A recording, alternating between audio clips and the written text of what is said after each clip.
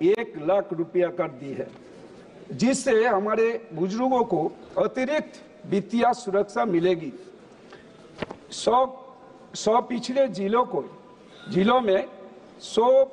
पिछड़े जिलों में कृषि सुधारों को बढ़ावा दिया जाएगा। 7.7 करोड़ किसानों को किसान क्रेडिट कार्ड मिलेगा। दलहन में आत्मनिर्भरता के लिए 6 वर्षीय मिशन चलाया जाएगा। सभापति महोदय, बिहार में ग्रीनफील्ड एयरपोर्ट विकसित किया जाएगा। पटना एयरपोर्ट का विस्तार होगा। भगवान बुद्ध से जुड़े पर्यटन स्थलों को विकसित किया जाएगा। ये बजट बिहार और पूर्वी भारत के लिए स्वर्णिम युग की शुरुआत करेगा। राष्ट्रीय खाद्य प्रौद्योगिकी स्थापन बिहार में स्थापित हो रहा है। बिहार में मखाना बोर्ड बनेगा, जिससे किसानों को मदद मिलेगा। बिहार के मिथिलांचल में पश्चिमी कोसी नहर परियोजना शुरू होगी। SC/ST महिलाओं के लिए 2 करोड़ तक टर्म लोन महोदय। महिला उद्यमियों के लिए विशेष योजनाएं चलाई जाएगी। माननीय सभापति महोदय, आदिवासी कल्याण का बजट आवंटन 2014-15 के 4,497.96 से बढ़कर 14,295.81 करोड़ रुपया हो गया है, जो 231.83 की बढ़ोतरी है। अध्यक्ष सभापति महोदय, धरती आबा जनजातीय ग्राम उत्कर्ष अभियान को 5 वर्ष के लिए 80,000 करोड़ रुपया का आवंटन दिया गया है।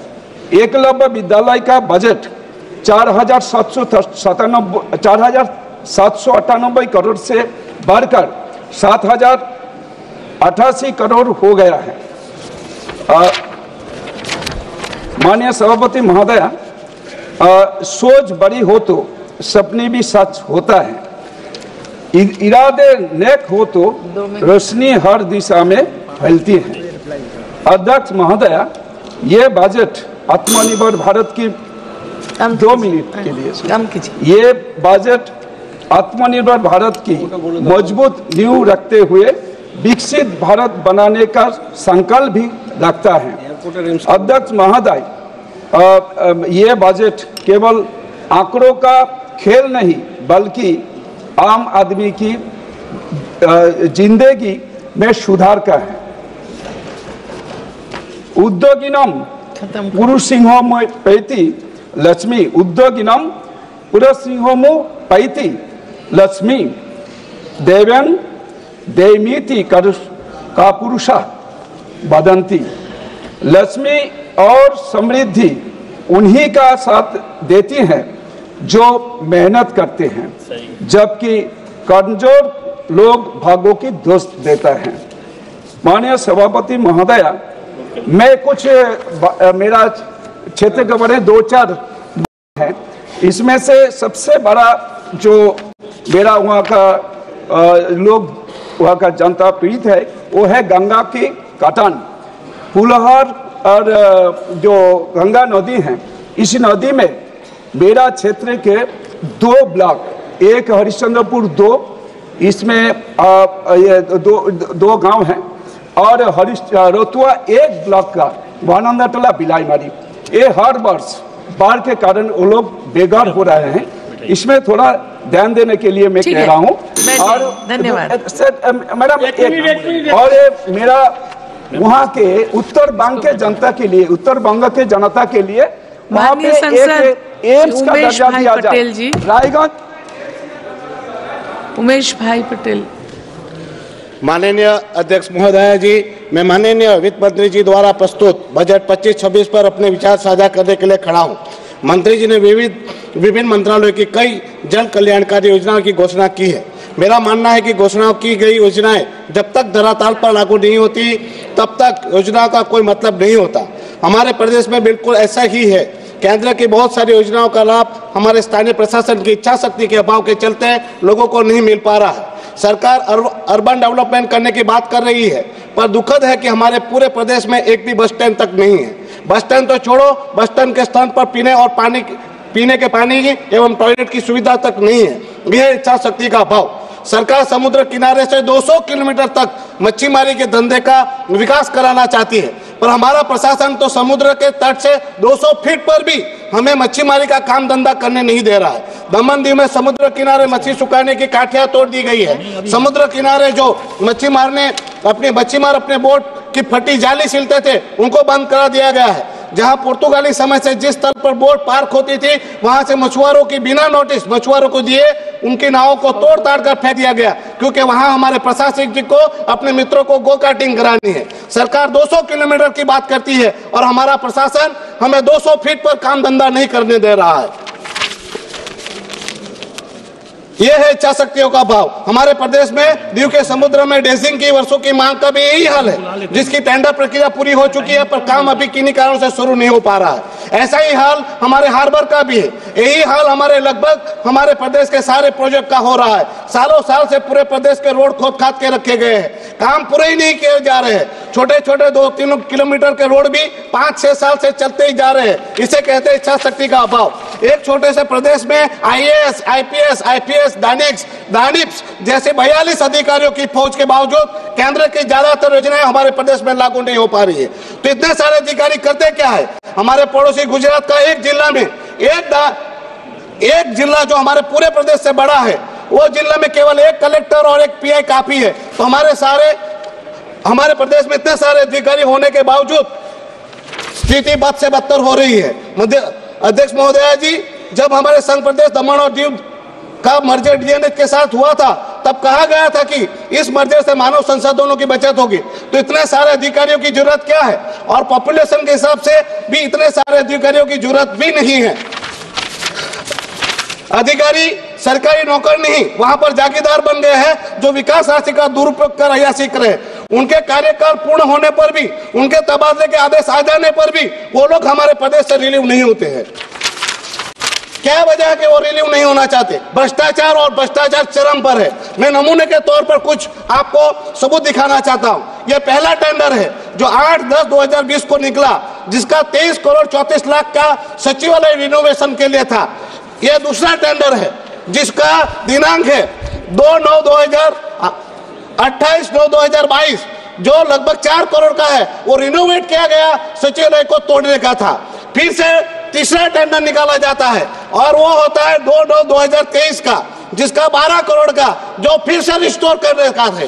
कहने का मतलब है 2 साल पहले बनाया गया, फिर तोड़ा गया और तीसरे साल फिर से बनाया गया। एक ही नहीं, एक और टेंडर है जो मैं आपको दिखाना चाहता हूं। दिल्ली स्थित हमारा DNH और दमन दीव का एक भवन है, जो 30 सितंबर 2024 को निजी संस्था जिंजर को सौंप दिया गया, जो 2 महीने के बाद यानी सितंबर उनको सौंप दिया गया। नवंबर को उनका टेंडर निकाला जाता है 3 करोड़ का, और उसमें किचन बनाया जाता है। मैं पूछना चाहता हूं, जब आपने 2 महीने पहले भवन दे ही दिया है, तो फिर किचन का खर्च प्रशासन क्यों कर रहा है? सरकार क्यों कर रही है? अध्यक्ष महोदय जी, हमारे पूरे प्रदेश में विकास कार्य के टेंडरों को देखोगे तो ज्यादातर विकास कार्य लागत कीमत से 40%, 45% ऊपर ही होते हैं। साथ में ज्यादातर विकास कार्य समय पर पूरा न करवाकर फिर से रिवाइज करवाए जाते हैं। 1 करोड़ का काम जो होना चाहिए वो 3-3 करोड़ में किया जा रहा है। भ्रष्टाचार का खुला खेल खेला जा रहा है। केवल ये तो सबूत तो जाकी है, पिक्चर तो पूरी बाकी है। अध्यक्ष महोदय जी, मुझे किसी ने बताया कि कुछ साल में हमारे प्रदेश में 12,000 करोड़ के विकास का कार्य हुआ। मैं आपको दावे से कहना चाहता हूं, इसकी निष्पक्ष जांच हो तो 12,000 करोड़ में से 6,000 करोड़ का भ्रष्टाचार निकलेगा। हमारे प्रदेश में प्रशासन अपने विकास राशि का इस प्रकार से दुरुपयोग कर रहे हैं। मैं बताना चाहता हूं, प्रशासक अपने निजी इस्तेमाल के लिए गुजसेल का विमान इस्तेमाल करने की बात आ रही है, जहां प्राइवेट सर्विस में मिल सकती है, प्लेन मिल सकते हैं। तो मैडम, अभी तो शुरू किया मैंने, आपके पास आप 5 मिनट। मैडम कहाँ बोलो? हमारे यहाँ राज्यसभा भी नहीं है, लोकसभा भी। मैडम 1 मिनट में नहीं होगा, मुझे 2 मिनट तो चाहिए। फिर क्या मैम वहां जाके क्या सपने में बोलूं? मैडम बोले तो 2 मिनट तो दीजिए।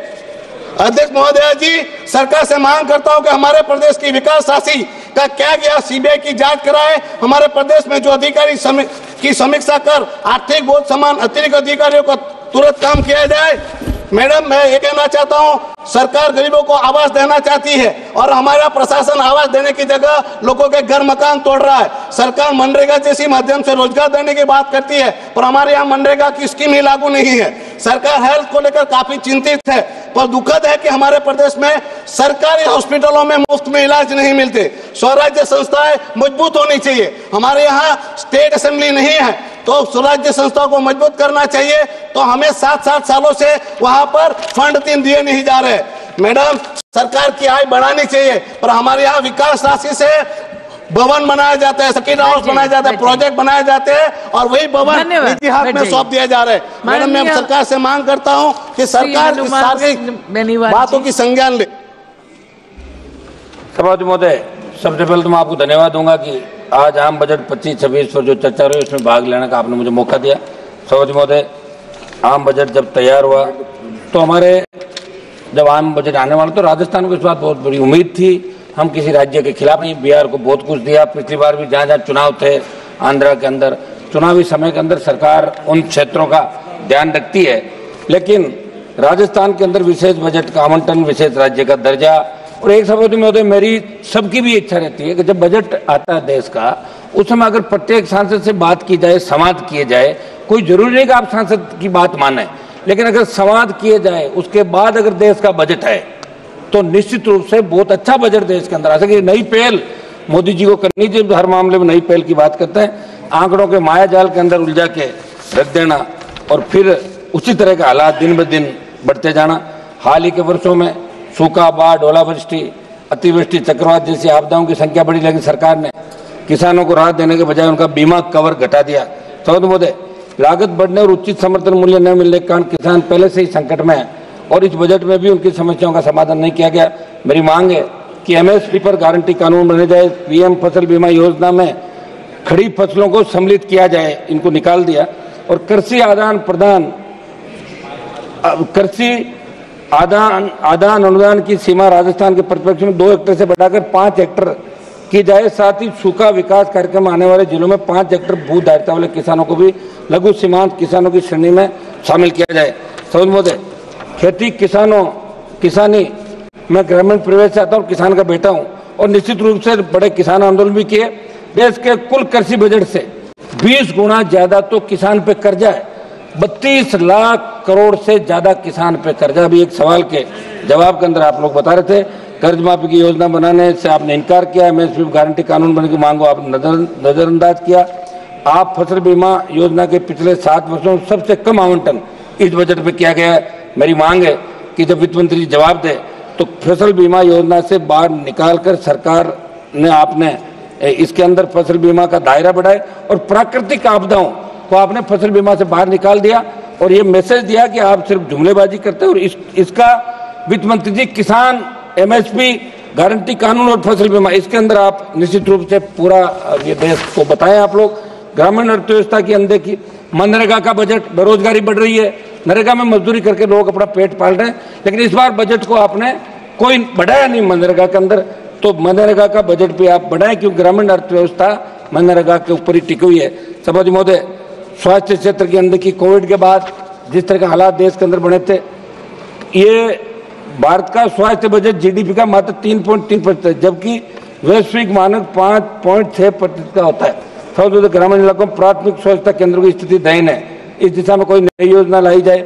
मैं सदन के अंदर एक बताना चाहूंगा, जब दिल्ली में स्थित देखिए किस तरह हमारे पद खाली, कोविड-19 के बाद भी जब पद ही खाली है तो कहां से स्वास्थ्य सेवाएं ठीक होगी।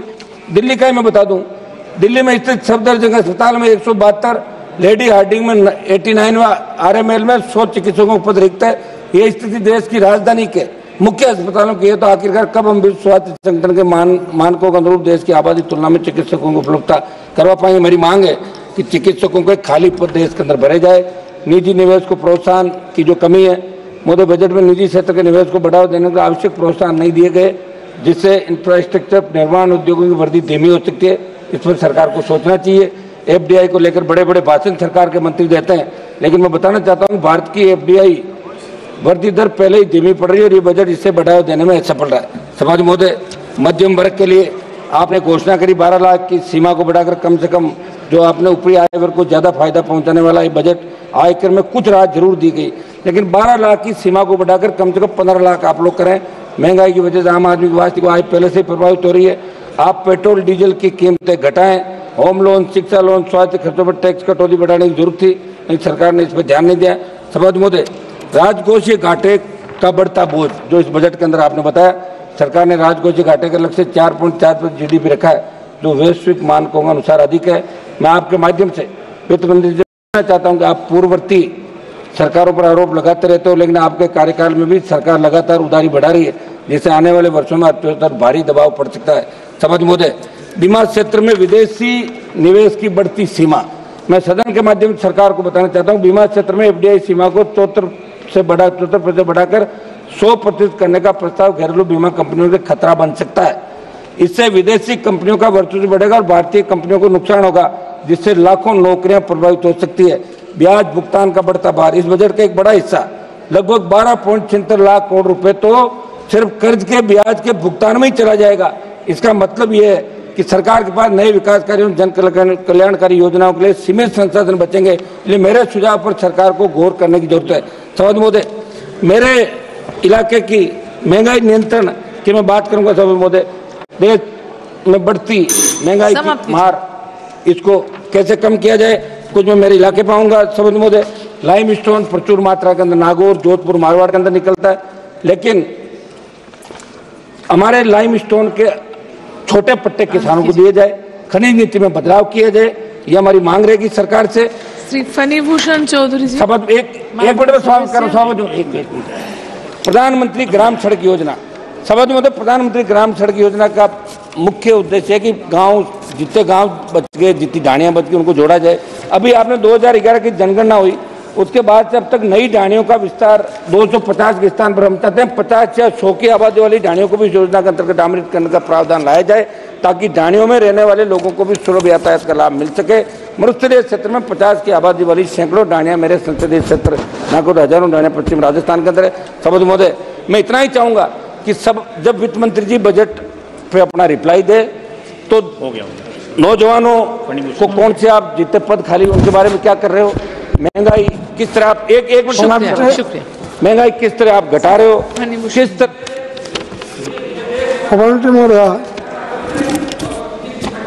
मैं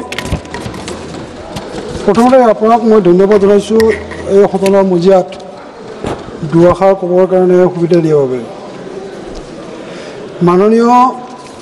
মাননীয় বিত্তমন্ত্ৰী ডাঙৰীয়ানীয়ে যিখন বাজেট সদনত দাখিল কৰিছে, সেই বাজেটখন প্ৰকৃতাৰ্থত আমাৰ ভাৰতবৰ্ষৰ প্ৰধানমন্ত্ৰী মাননীয় শ্ৰীযুত মোদী ডাঙৰীয়াৰ যি সপোন বিকশিত ভাৰত, এই বিকশিত ভাৰত কৰাৰ ক্ষেত্ৰত এখন উপযুক্ত বাজেট বুলি মই প্ৰথমতে অভিহিত কৰিছোঁ।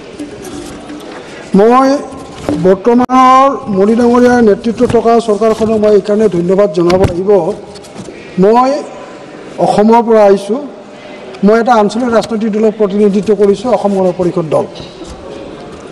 আমি আন্দোলন কৰি দল গঠন কৰিছিলোঁ। আমি আন্দোলনৰ আমাৰ বেকগ্ৰাউণ্ড আন্দোলন। আমি অসমত এটা কথা লক্ষ্য কৰিছিলোঁ যে অসমে আন্দোলন নকৰিলে কেন্দ্ৰীয় চৰকাৰৰ পৰা একোৱেই নাপায়। এই কথাটো আমি অসমৰ জনসাধাৰণে আমি অনুভৱ কৰিছিলোঁ, উপলব্ধি কৰিছিলোঁ। কিন্তু এই উপলব্ধি আমি ভুল প্ৰমাণিত হৈছে মাননীয় মোদী ডাঙৰীয়াৰ নেতৃত্বত গঠন হোৱা চৰকাৰখনৰ পিছত এই ধাৰণা ভুল বুলি প্ৰমাণিত হৈছে। এতিয়া আজি অসমৰ জনসাধাৰণে অসমৰ ৰিফাইনাৰী লাগে বুলি আন্দোলন কৰিবলগীয়া হোৱা নাই। অসমৰ জনসাধাৰণে আজি ব্ৰহ্মপুত্ৰত দলং লাগে বুলি আজি আন্দোলন কৰিবলগীয়া হোৱা নাই। এই কথাটো আজি অসমৰ ৰাইজে উপলব্ধি কৰিছে, আজি অসমৰ ৰাইজে বুজি পাইছে। সেইকাৰণেই আমি অসমৰ ৰাইজে মোদী ডাঙৰীয়াক নিশ্চয় আমি ধন্যবাদ জনাব লাগিব যে তেখেতে তেওঁৰ নেতৃত্বত চলি থকা চৰকাৰখনে আমাৰ ৰাজ্যখনৰ কাৰণে যথেষ্ট উন্নয়নৰ দিশত আগবাঢ়িছে। আৰু আমাৰ মুখ্যমন্ত্ৰী মাননীয় হিমন্ত বিশ্ব শৰ্মা ডাঙৰীয়াই ভাৰতবৰ্ষৰ ৰাজ্যসমূহৰ ভিতৰত 5খন উন্নত ৰাজ্য হিচাপে পৰিগণিত কৰাৰ ক্ষেত্ৰত তেওঁ আগভাগ লৈছে। এটা মই ক'ব বিচাৰিছোঁ যে আগতেও কেন্দ্ৰীয় চৰকাৰৰ UPA চৰকাৰ আছিল, এতিয়া মোদী ডাঙৰীয়াৰ নেতৃত্বত NDA চৰকাৰ বা বিজেপি নেতৃত্বাধীন চৰকাৰ। এতিয়া UPA চৰকাৰৰ দিনত আমি কি পাইছিলোঁ আৰু বৰ্তমান মোদী ডাঙৰীয়াৰ চৰকাৰৰ দিনত আমি কি পাইছোঁ, এই যদি ব্যাখ্যা এটা কৰিবলগীয়া হয়, তুলনামূলক যদি বিশ্লেষণ কৰিবলগীয়া হয়, তেতিয়াহ'লে এই কথাটো গম পোৱা যাব যে আগতে ব্ৰহ্মপুত্ৰৰ ওপৰত তাৰমানে স্বাধীনতাৰ পিছত যোৱা 60টা বছৰ 65টা বছৰ ব্ৰহ্মপুত্ৰৰ ওপৰত 4খন দলং আছিল, ব্ৰহ্মপুত্ৰ নদীৰ ওপৰত 4খন দলং আছিল। এতিয়া আজি সেই ব্ৰহ্মপুত্ৰৰ ওপৰত এই মোদী ডাঙৰীয়াৰ নেতৃত্বত থকা চৰকাৰৰ দিনত এই কাৰ্যকালত কেইমানখন দলং হ'ল, এই কথাটো আজি অসমৰ জনসাধাৰণে উপলব্ধি কৰিছে। এতিয়া মাননীয় ৰাষ্ট্ৰপতি ডাঙৰীয়ানীয়ে 2024-25 তেওঁৰ বাজেট স্পীচত এটা কথা কৈছিল যে অসমৰ নৰ্থ ইষ্টৰ যিটো এল'কেশ্যন 4 টাইমছ বৃদ্ধি পাইছে। আগতে যি এল'কেশ্যন আছিল, যি এলটমেণ্ট আছিল, আগতে যদি আমি 1 টকা পাইছিলোঁ, এতিয়া বৰ্তমান এই কেন্দ্ৰীয় চৰকাৰৰ দিনত তাৰমানে 4 গুণ বৃদ্ধি পাইছে। এতিয়া আমি যদি এইবাৰ ৰেলৱে বাজেট যিখন প্ৰডিউচ কৰিছে, ৰেলৱে বাজেটৰ কথাটো যদি আমি ক'বলৈ যাওঁ যে এইবাৰ আমাৰ নৰ্থ ইষ্টৰ কাৰণে ৰেলৱে বাজেটত ধাৰ্য কৰিছে 10,440 কোটি টকা। কিন্তু আমি যে 2009ৰ পৰা 2014 চনৰ বিত্তীয়বৰ্ষ এই 5টা বছৰত যদি আমি যদি চাওঁ, তেতিয়াহ'লে তাতে কি আছিল, তাতে তাৰমানে 2,100 কিমান টকা আছিল, কোটি টকা আছিল। তাৰমানে এটা বছৰত UPA চৰকাৰৰ দিনৰ 5 গুণ বেছি বাজেট আমাৰ এই তাৰমানে মোদী চৰকাৰৰ দিনৰ চৰকাৰখনে আমাৰ ৰেলৱে বিভাগে তাৰমানে গ্ৰহণ কৰিছে। তাৰমানে আমি কিমান বেছি পাবলৈ সক্ষম হৈছোঁ, এই কথাটো আমি অসমৰ জনসাধাৰণে নিশ্চয় এইখন চৰকাৰক আমি ধন্যবাদ জনাব লাগিব। আমি বিত্তমন্ত্ৰী ডাঙৰীয়ানীক, আমাৰ প্ৰধানমন্ত্ৰী ডাঙৰীয়ানীক আমি ধন্যবাদ জনাব লাগিব। এটা কথাটো হৈছে যে আমাৰ সমস্যা আছে, আমাৰ দিছে এইবাৰ আমাৰ বাজেটত যে কি দিছে, ইউৰিয়া প্লেণ্ট দিছে 27 লাখ মেট্ৰিক টন উৎপাদন ক্ষমতা সম্পন্ন এটা ইউৰিয়া প্লেণ্ট দিছে। যোৱা বছৰৰ বিত্তীয়বৰ্ষত আমাক কি কয়, যোৱা বছৰৰ বাজেটতো আমাক ছেমি কণ্ডাক্টৰৰ 27,000 কোটি টকা বেয়া অপেক্ষে আমাক 27,000 কোটি টকা দিছে। আমি এইবিলাক আমি তাৰ কাৰণে অসমৰ জনসাধাৰণৰ মাননীয় প্ৰধানমন্ত্ৰী মোদী ডাঙৰীয়াক আমি নিশ্চয় ধন্যবাদ জনাব লাগিব, কৃতজ্ঞতা জনাব লাগিব। কিন্তু কথাটো হৈছে যে আমাৰ সমস্যা আছে, আমাৰ সমস্যা কি যে বানপানী গৰাখহনীয়াৰ সমস্যা। এতিয়া বানপানী গৰাখহনীয়াৰ সমস্যাৰ কাৰণে 1980 চনত নেশ্যনেল ফ্লাড কমিশ্যন গঠন কৰিছিল। এটা নেশ্যনেল ফ্লাড কমিশ্যন গঠন কৰাৰ পিছত অসমৰ বানপানী সমস্যাটো কেনেকৈ সমস্যা, মেডাম 1 মিনিট, এই নেশ্যনেল বানপানী সমস্যাটো কেনেকৈ সমাধান কৰিব পাৰে তাৰ কাৰণে শ্বৰ্ট টাইম লং টাৰ্ম এটা ৰিপৰ্ট দিব দিছিল প্ৰজেক্টৰ কাৰণে। কিন্তু মই চৰকাৰক অনুৰোধ জনাম যাতে এই Thank you.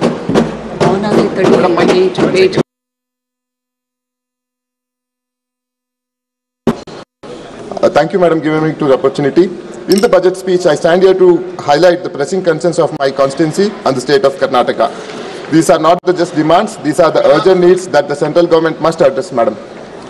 First and foremost, the Upper Bhadra project is crucial for Karnataka central region, including my constituency, that's covering Kadur Taluk in Chikmagalur district, Madam. The center was promised of 5,300 crores in union budget and also has a national project status, which should secure a 60% of funding. However, despite repeated requests, the national status has not been granted. The farmers in my state and my constituency are watching.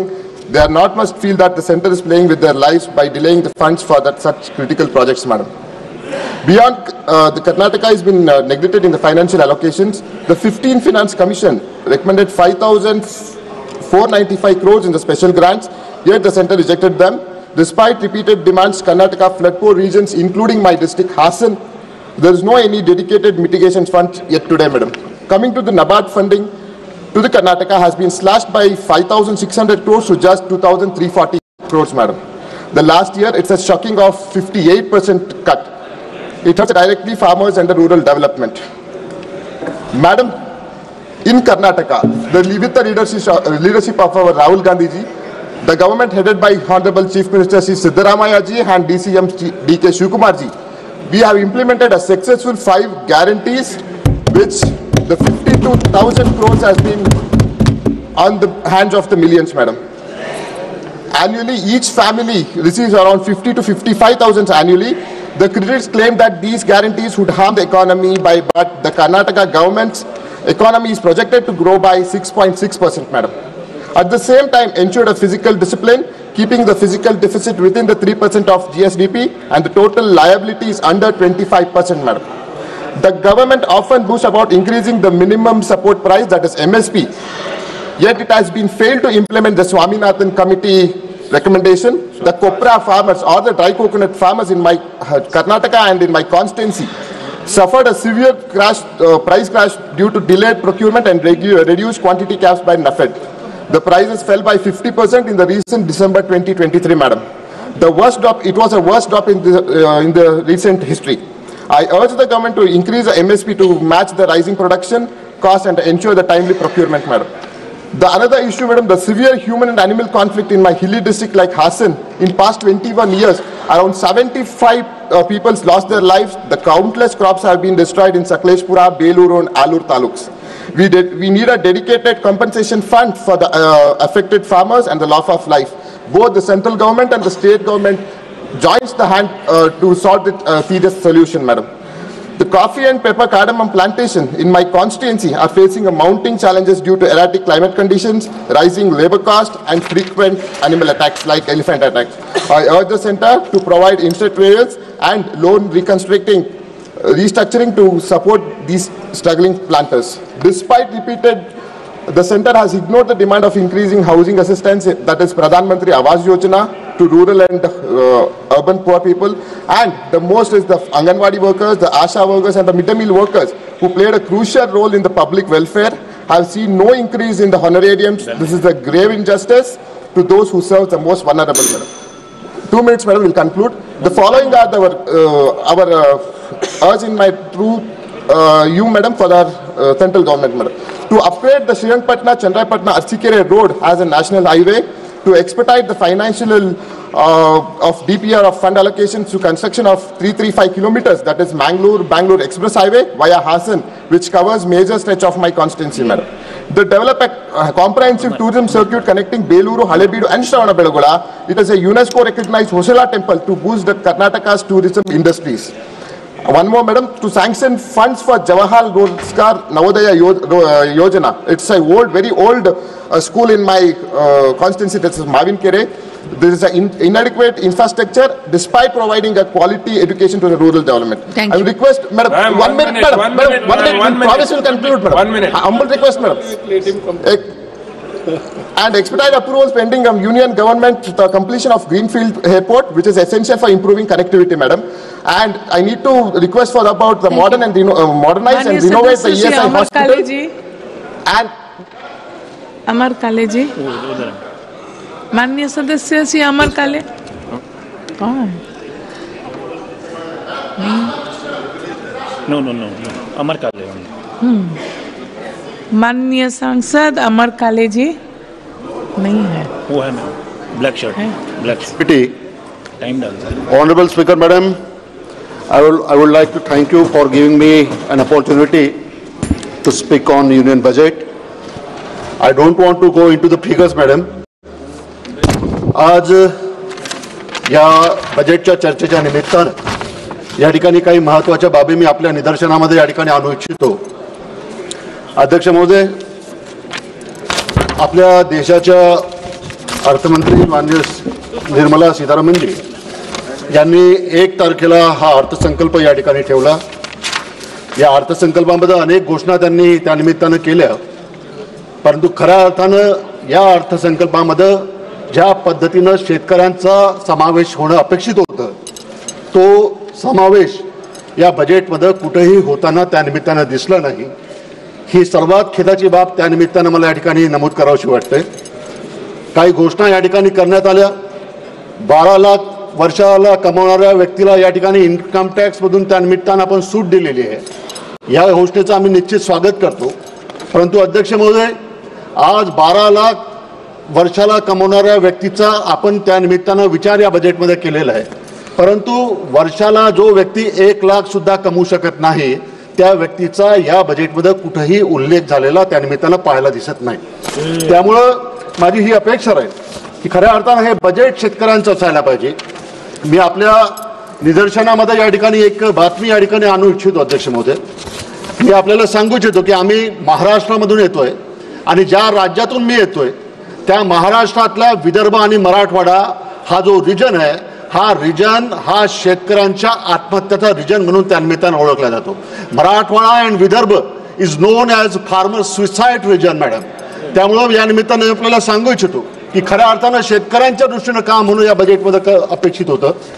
एक पेपरची बातमी या निमित्तानं मी आपल्या निदर्शनामध्ये आणू इच्छितो।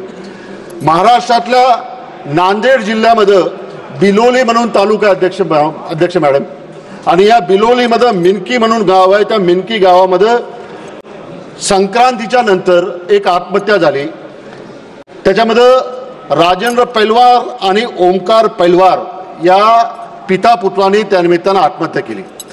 आणि ही जी आत्महत्या केली ही आत्महत्या करण्यामागचं कारण हे होतं की राजेंद्र पैलवार यांचा मुलगा ओमकार पैलवार हा शाळेमध्ये शिकत होता, 11वी मध्ये शिकत होता, आणि या 11वी मध्ये शिकणाऱ्या मुलाने त्याच्या वडिलाला शाळेकरता नवीन कपडे, शाळेकरता वही नोटबुक्स आणि शाळेकरता लागणारा मोबाईल मागितला। परंतु वडिलांजवळ पैसे नसल्यामुळं वडिलांनी त्याला सांगितलं की तू काही दिवस थांब, नंतर तुला मी घेऊन देतो। त्याच्यानंतर त्याच रात्री ओमकार पैलवार जो 16 वर्षाचा पोरगा होता तो शेतामध्ये गेला, त्याने आत्महत्या केली। दुसऱ्या दिवशी त्याचे वडील राजेंद्र पैलवार हे शेतामध्ये गेले आणि त्यांनी पाहिलं की स्वतःच्या मुलांनी त्यांच्या शेतामध्ये झाडाला लटकून आत्महत्या केलेली होती। हे चित्र पाहून ज्या दोरीने ओमकार पैलवार या 16 वर्षाच्या मुलाने आत्महत्या केली त्याच दोरीने आणि त्याच झाडाला लटकून त्याच्या वडिलांनी सुद्धा आत्महत्या केली। याच्यापेक्षा दुसरी शोकांतिका ही शेतकऱ्याची कोणती असावी की एक साधी एक नोटबुक्स, शाळेचे कपडे आणि शाळेकरता लागणाऱ्या मोबाईल करता जर एखाद्या शेतकऱ्याच्या मुलाला आणि शेतकऱ्याला जर आत्महत्या करावं लागत असेल तर याच्यापेक्षा दुसरं शोकांतिका या देशामध्ये कुठली नसावी। त्यामुळे माझी इतकी अपेक्षा राहील की this is the fact and this is the ground reality of our country. त्यामुळं माझी अपेक्षा राहील की या दृष्टीनं त्या निमित्तानं पुढच्या काळामध्ये काम होणं गरजेचं आहे। मी ज्या वर्धा लोकसभा मतदारसंघातून येतो अध्यक्ष म्हणतो, या वर्धा मतदारसंघामध्ये आणि माझ्या बाजूच्या असलेल्या अमरावती जिल्ह्यामध्ये मागच्या 2 वर्षामध्ये 600 शेतकऱ्यांनी आत्महत्या केल्या। More than 600 farmers committed suicide in Wardha and Amravati district in last 2 years. 2 वर्षामध्ये 600 शेतकऱ्यांनी अमरावती आणि वर्धा जिल्ह्यामध्ये आत्महत्या केल्या। हे वास्तव आमच्या या भागातलं अध्यक्ष होतं। 20 मार्च 2014ला देशाचे यशस्वी प्रधानमंत्री ज्यांना आपण संबोधतो ते नरेंद्र मोदीजी आमच्या मतदारसंघामध्ये आले होते आणि त्यांनी मतदारसंघामध्ये आल्यानंतर आमचा जो कॉटन बेल्ट आहे त्या कॉटन बेल्ट करता त्यांनी घोषणा केली होती आणि एक 5Fचं एक सूत्र त्यांनी आम्हाला सांगितलं होतं। 5F आणि हा 5F म्हणजे काय तर first F means farmer, second F means fibre, third F means fabrics, 4F means fashion आणि 5F मीन्स फॉरेन। म्हणजे कापूस शेतातनं निघेपासून तर तो परदेशामध्ये निर्यात करेपर्यंतचं स्वप्न हे मान्य मोदीजींनी त्या निमित्तानं आम्हाला दाखवलं होतं। परंतु I want to ask our यशस्वी प्रधानमंत्रीजी, मागच्या 11 वर्षामध्ये या शेतकऱ्यांच्या या 5Fच्या तुमच्या फॉर्म्युल्याचं काय झालं ते त्या निमित्तानं आपण आम्हाला सांगा। आज या ठिकाणी जर आम्ही बघितलं तर आमचा जो कापूस आहे तो 7,000 रुपये क्विंटल। आपका अत्यंत आभारी हूँ कि आपने माननीय वित्त मंत्री श्रीमती निर्मला सीतारमण जी के द्वारा प्रस्तुत बजट के समर्थन में बोलने का आपने मौका दिया। काफ़ी हमारे सत्ता पक्ष के हों प्रतिपक्ष के हों साथियों ने बजट पर विस्तार से बातें कही हैं। मैं उन बातों को दोहराना नहीं चाहता हूँ। मैं तो कहूँगा कि ये जो हमारे वित्त मंत्री जी द्वारा प्रस्तुत बजट है ये केवल देश का एक फाइनेंशियल स्टेटमेंट नहीं है। आज हमको इन परिस्थितियों में देखना होगा कि जब पूरे देश के सामने आज जब चर्चा इसी सदन में 2 दिन से मैं सुन रहा हूँ कि पहले पॉलिसी पैरालिसिस कहा जाता था, पहले कहा जाता था कि टॉप 5 फ्रेजाइल इकोनॉमी है, कहा जाता था बनाना रिपब्लिक है। कम से कम आज हमारे लिए सौभाग्य की बात है कि जहाँ 2014 में हम टॉप 5 फ्रेजाइल इकोनॉमी में थे, वहाँ दुनिया के टॉप 5 इकोनॉमी में आ चुके हैं। ये हमारे लिए सौभाग्य का विषय है और ये निश्चित तौर से देश के लिए सौभाग्य है। और नरेंद्र मोदी जी के नेतृत्व में पॉलिसी पैरालिसिस की बात की जाती है कि जो FDI नहीं आ रहा था, जो लोगों ने निवेश किया था, वो निवेश भी अपना लोग निकाल रहे थे। आज उस पॉलिसी पैरालिसिस की बात नहीं हो रही, विकसित भारत की बात हो रही, रिफॉर्म मोमेंटम की बात हो रही, rapid pace of economic reform, boosting investment and business growth की बात हो रही है। और आज मैं कह सकता हूं कि जब ग्रोथ की बात होती है तो निश्चित तौर से आज इसको हम इस आधार पर कह सकते हैं कि हम अगर अपने रेवेन्यू एक्सपेंडिचर को देखें और कैपिटल एक्सपेंडिचर को देखें तो साफ तस्वीर पूरे देश और दुनिया के सामने नजर आ जाएगी कि जहां 2023 और 24 में हमने आज 9,49,195 करोड़ हमने कैपिटल एक्सपेंडिचर पे खर्च किया था, आज वहां पे 11,21,090 लाख करोड़ 10.1% कैपिटल एक्सपेंडिचर हमने खर्च बढ़ाया है। कैपिटल एक्सपेंडिचर का तात्पर्य है इंफ्रास्ट्रक्चर पे, देश के विकास पे। रेवेन्यू एक्सपेंडिचर का तात्पर्य है कि लोगों की एस्टेब्लिशमेंट पे, सैलरी पे। निश्चित तौर से आज उस रेवेन्यू एक्सपेंडिचर को हमने घटाने का काम किया है। जहां हमने कैपिटल एक्सपेंडिचर को 10.1% बढ़ाया है, आज रेवेन्यू एक्सपेंडिचर को घटा के 6.7% किया है। यह भी इस देश की हमारी सरकार के लिए ये वित्तीय हमारा समावेशन और वित्तीय हमारा नियंत्रण हुआ। और मैं कहना चाहता हूं कि अगर रेवेन्यू एक्सपेंडिचर में जहां हम 14.65 लाख करोड़ हमने 2013-14 में रेवेन्यू एक्सपेंडिचर पे खर्च किया था, आज अगर 39.44 लाख करोड़ हो रहा है, 175% बढ़ा है। रेवेन्यू एक्सपेंडिचर देश का विस्तार, देश की नौकरियों, देश के इस्टेब्लिशमेंट में 175% बढ़ा है। लेकिन कैपिटल एक्सपेंडिचर जहां हमने 2014 में इस देश में तत्कालीन सरकार ने 2.3 लाख करोड़ उस कैपिटल एक्सपेंडिचर पे, इंफ्रास्ट्रक्चर पे खर्च किया था, आज नरेंद्र मोदी जी की सरकार 2.3 लाख करोड़ की जगह पे 11.21 लाख करोड़ 387.5% इंक्रीज किया है। शायद ये दुनिया में इससे बढ़ती हुई कहीं इकोनॉमी नहीं है। तो इस तरीके से अगर हमारा आज कैपिटल एक्सपेंडिचर हो या हम जिस तरीके से बढ़ा रहे हैं, रेवेन्यू डेफिसिट की बात करिए, फिस्कल डेफिसिट की बात करिए, आज रेवेन्यू डेफिसिट हमारा जो 2023-24 में था 2.6% था, जो रिवाइज हुआ 24-25 में 1.9% हुआ। और आज हम कह सकते हैं कि जो 2025-26 का है उसको हम 2.6 1.9 से घटा के अपने रेवेन्यू डेफिसिट को 1.5% पे लाएंगे। ये हमारी सरकार की उपलब्धि है और मैं इसके लिए बधाई वित्त मंत्री जी को देना चाहता हूँ। फिस्कल डेफिसिट देख लीजिए, फिस्कल डेफिसिट पे हम 5.6% 2023-24 पे हमने खर्च किया था, आज वो रिवाइज फिस्कल डेफिसिट भी घट करके 4.8% हुआ है। और इस बार 25-26 में हम फिस्कल डेफिसिट को भी घटा के 4.4% पे करेंगे। आखिर किसी चीज का पैमाना क्या होगा, किसी सरकार के वित्तीय समावेशन का क्या पैमाना होगा, किस तरह से वित्तीय नियंत्रण किया। बहुत बात हुई 2 दिन से कि हमारे स्टेट का पैसा नहीं जा रहा, हमारे स्टेट का जो डिवेल्युएशन है या हमारे टैक्सेस का हिस्सा नहीं जा रहा। आज 25-26 में जहां पूरे स्टेट्स को मिलना था 14,22,444 लाख करोड़, ये स्टेट के डिवेल्युएशन में आना था, अकेले हमने बंगाल में 1,07,010 करोड़ हमने स्टेट ऑफ वेस्ट बंगाल को दिया है अपने डिवेल्युएशन से। तमिलनाडु को 58,022 करोड़ दिया है, कर्नाटका को 51,877 करोड़ दिया है, तेलंगाना को 29,900 करोड़ दिया है, केरला को 27,382 करोड़ दिया है, पंजाब को 25,704 करोड़ दिया है। आज केवल डिवेल्युएशन में हम स्टेट्स को नहीं दे रहे क्योंकि हम मानते हैं, अरे आप सुनिए, आज इंफ्रास्ट्रक्चर में पहली बार नरेंद्र मोदी जी की सरकार पॉलिसी लाई है कि केवल हम भारत सरकार के इंफ्रास्ट्रक्चर नहीं बढ़ाएंगे। उनका कंसेप्ट है फेडरल स्ट्रक्चर में स्टेट इंफ्रास्ट्रक्चर के लिए भी पॉलिसी बनाई है। यह पहली बार देश की आजादी के बाद बना है कि राज्यों में भी जब इंफ्रास्ट्रक्चर का विकास होगा तभी देश का विकास होगा। मैं आज कहना चाहता हूं, हम लोग एक समय कहां थे, पड़ोसी देश हमारे बराबर खड़े थे, चाहे इंडिया के साथ बांग्लादेश हो, नेपाल हो, श्रीलंका हो, पाकिस्तान बराबरी करता था। आज हम 145 करोड़ हैं, आज बांग्लादेश 17.3 करोड़, हमारा नेपाल 29 करोड़, श्रीलंका 23 और पाकिस्तान 25 करोड़, आज चाइना 141 करोड़। आज आप देखिए ग्रोथ रेट, किसी देश के विकास का पैमाना क्या होगा। आज इंडिया के इस बड़ी जनसंख्या में कोविड की वैश्विक चुनौती के बाद जहां दुनिया कोविड में जूझ रही थी, दुनिया में कोविड में लोग घरों में कैद थे, पूरी दुनिया का अकेला भारत है जिसने अपने देश के सभी लोगों को मुफ्त वैक्सीन देने का काम किया है। और न केवल अपने देश को दिया, 150 देश के लोगों को हमने वैक्सीन देने का काम किया है। और आज इसके बावजूद जो हमारी ग्रोथ रेट है, इंडिया की 7% है, बांग्लादेश की 5.4% है, नेपाल की 3.1% है, श्रीलंका की Q2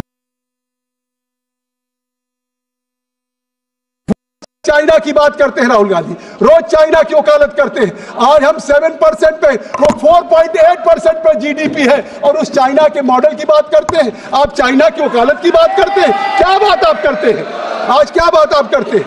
आज हमने जिस तरह से ईज डूइंग ऑफ बिजनेस में हमने अपने रैंकिंग को सुधारा, जिस तरह से दुनिया के हम टॉप उसमें पढ़े, और विकसित भारत का ऐसे संकल्प नहीं है। हमारा इकोनॉमिक ग्रोथ भी देख लीजिए, आज हमने इंडिया का इकोनॉमिक ग्रोथ जो रेट है वो 6.4%।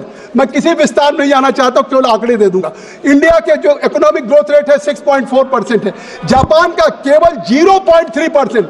जो जापान की हम कहते थे जापान का जूता, जापान टोपी, आज वो जापान, हम 6.4% इकोनॉमिक ग्रोथ पे है और जापान 0.03% पे है। यूनाइटेड स्टेट्स 2.8, 200 वर्षों को गुलामी किया, 2.8% है। United states of America 2. मैं आंकड़े जो दे रहा हूं अगर गलत होगा तो मैं सदन से माफी मांग लूंगा, मैं इस्तीफा दे दूंगा। और यूनाइटेड किंगडम की बात कर रहे हैं जहां हमारा आज इकोनॉमिक ग्रोथ रेट 6.4%, वहां इंग्लैंड का 0.6% है। तो आज इकोनॉमिक ग्रोथ रेट पे भी हम दुनिया के सबसे तेजी से बढ़ते। हम नहीं कह रहे, दुनिया कह रहे India is becoming one of the fastest growing economy. आज भारत का सम्मान पूरी दुनिया में बढ़ा। आज चाहे पेरिस में जिस तरीके से मैक्रो के साथ खड़े होकर के आर्टिफिशियल इंटेलिजेंस हो, या जिस तरह से ग्लोबल में हम दुनिया की तीसरी शक्ति बन चुके हैं सोलर पावर में। आज अगर हमने पेरिस में समझौता किया था कि नॉन फॉसिल हम एनर्जी लेकर के आएंगे, तो उस नॉन फॉसिल में भी समय से पहले 2030 से अगर किसी ने अचीव किया है तो भारत ने अचीव किया है नरेंद्र मोदी जी के नेतृत्व में। आप क्या बात करते हैं? केवल आलोचना करना काम है। आप देखिए कि दुनिया में किस तरीके से हम जा रहे हैं। तो आज अनएम्प्लॉयमेंट की बात आप करते हैं, आखिर अनएम्प्लॉयमेंट के आज इंडिया में अनएम्प्लॉयमेंट 4.2% है, जापान में 2.6, यूनाइटेड स्टेट्स में 4.2%, यूनाइटेड किंगडम में 4.3%। आज जिस अनएम्प्लॉयमेंट की बात कर रहे हैं उसमें भी हमने किस तरीके से अचीव किया है। इसलिए कि हम आत्मनिर्भर भारत बनाने की बात कर रहे हैं, हम विकसित भारत बनाने की बात कर रहे हैं। क्या था आपका, किस तरीके से 2014 में नेशनल हाईवेज कितना था? 91,287 किलोमीटर। धैर्य से जरा सुन लीजिए, धैर्य से सुन लीजिए, फिर जवाब दीजिएगा। Mister Tagore kindly, I am not yielding, just you should have patience. कि हमारी लेंथ क्या थी? 91,287 किलोमीटर 2014 में इनकी सरकार में थी, और आज 2023 में भारत की नेशनल हाईवे 91,287 किलोमीटर से बढ़ के 1,46,145 किलोमीटर हुआ है। यह 60.10% बढ़ा। मैं आलोचना तो कर नहीं रहा हूं, मैं उनकी आलोचना तो कर नहीं रहा हूं, केवल अपनी सरकार की उपलब्धियां कर रहा हूं। तो क्यों मिर्च लग रही है इनको? मिर्च क्यों लग रही है जब हम केवल उपलब्धियां सरकार की बात कर रहे हैं? अगर मैं आलोचना करता, मैं कोई बात कहता, और आज आप याद करिए, अरे साहब CP Joshi ji highway minister थे और कोई टेंडर L1 हो जाता था, 6 महीने उसको MIU नहीं मिलता था, मेमोरेंडम ऑफ अंडरस्टैंडिंग, उसको LOI नहीं जारी होता था। आज गडकरी के अगर आज L1 हुए तो शाम तक लेटर ऑफ इंटेंट जारी हो जाता है। और आज इसीलिए जहां पहले 2014 में, अरे रुक जाइए, अभी हमने शुरू किया है, अभी जस्ट मैम शुरू किया, हमारे समय है 9 किलोमीटर। जहां हम 2014 में 9 किलोमीटर बनाते थे, आज हम 36 kilometre per day national highway बना रहे हैं, और 300%। इसलिए हम कहना चाहते हैं, आज आपने देखा कि किस तरीके से हमारी रोड मिनिस्ट्री में या हमारे रेलवे में 2013-14 में बजटरी सपोर्ट करते थे। बिट्टू जी बैठे रेल मंत्री जी, तो इनको मालूम है कि 2013-14 में कुल रेलवे को 27,072 करोड़ बजटरी सपोर्ट मिलता था। 14-15 में 13-14 बात 14-15 में 30,121, 7% बजट का 1.8%। और आज 25-26 में भारत के प्रधानमंत्री ने 2,52,200 करोड़ दिया है, हमने अपने बजट का 5% दिया। क्या बात करें, rail is infrastructure, rail road जब नहीं बनेगा तो देश का कैसे विकास होगा। और आज रोड के लिए 2013-14 में हाईवेज के लिए आप भी सुनिए ma'am, I think so it is information for the whole house, everybody will I think so entertain and will welcome also. 2013-14 में 28,400 मिनिस्ट्री को मिला था नेशनल हाईवे को, और आज 28,414-15 में, धन्यवाद अध्यक्ष जी आ गए तो हमें समय मिल जाएगा, और 33,048, लेकिन आज उस मिनिस्ट्री ऑफ हाईवे जहां 28,400 2013-14 में था, 14-15 में 33,048 था, आज 25-26 में 2,87,333 crore.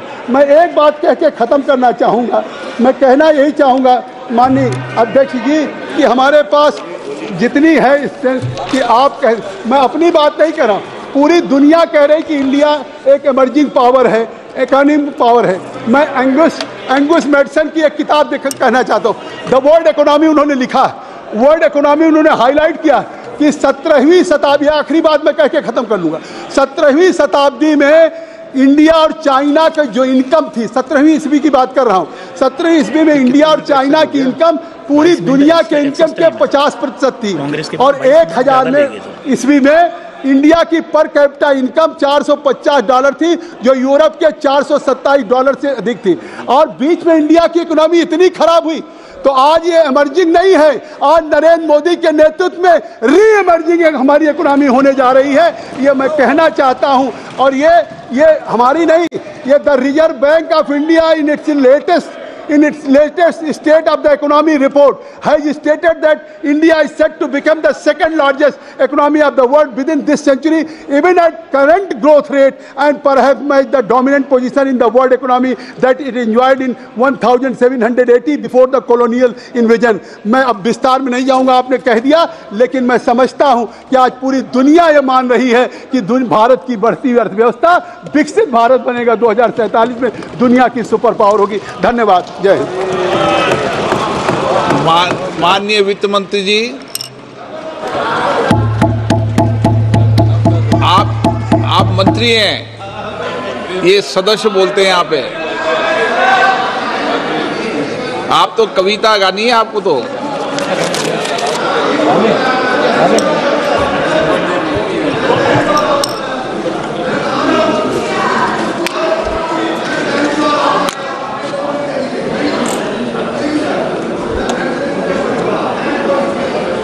So thank you very much, Speaker sir.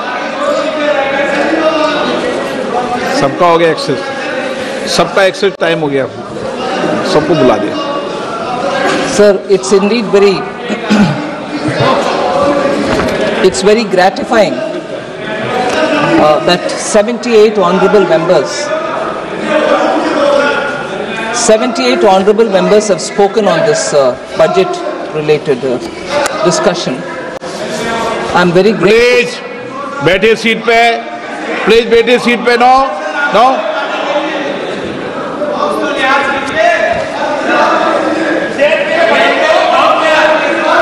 I'm very grateful, sir, that members have chosen to get into the details of the budget. Sir, actually, this budget has come at a time of immense uncertainties, and the change in the global macroeconomic environment makes it challenging. So, if there are challenges which have actually made the budget preparation with a lot more uncertainties, I have to at least put in front of the august house that there are issues which are of global concern, which also have an impact on our own budget making. There is a continuation of global conflict in the Middle East. Russia-Ukraine war continues. Stagnation in global GDP and sticky inflation in the emerging markets are all vitiating the atmosphere in the entire developing economies.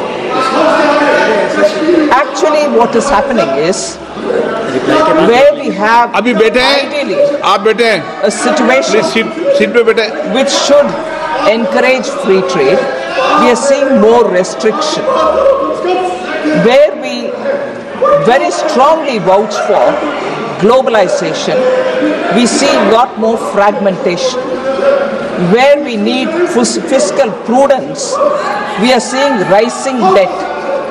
Where we are seeing market forces which should actually play to make sure economies are going to be absolutely free and fair in its practices, we are seeing many restrictive industrial policies.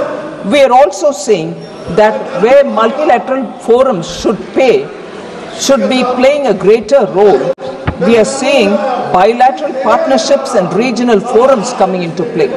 So the world scenario in the last 10 years has actually turned almost 180 degrees, and as a result of which the challenges for any country in making their budget is far more complicated now rather than ever before. Now, as far as the first advanced estimates from NSO have come in, India's economy is expected to grow by 6.4% in real terms and by 9.7% in nominal terms. So during the current financial year, this is the picture which we want to present before you. The inflation trends, particularly food inflation, appears to be moderated. Sir, the union budget for 25-26 has sought to address these immediate challenges facing the domestic economy in the global context. It also rolls out futuristic path for transforming India into Vikasit Bharat. So our main goals in this budget, our main goals in this budget are to accelerate goals, our growth, secure inclusive development, invigorate private sector investments, and uplift household sentiments. So with a focus on Garib, youth, Annadata and Nari, the budget likes to reveal new schemes and reforms in the following broad sectors: promotion of agriculture, MSMEs, investments and exports as growth engines, and building rural prosperity and resilience. We also want to have employment-led development, spurring domestic consumption and boosting manufacturing in India, including export promotion. Continuing public capital expenditure, sir, and rekindling the animal spirits in the private sector to step up investments. And most importantly, investing in people, investing in economy, and investing for innovation. These are actually the union budget. These are actually the points on which union budget is focusing, so that we balance the national development priorities with fiscal imperatives.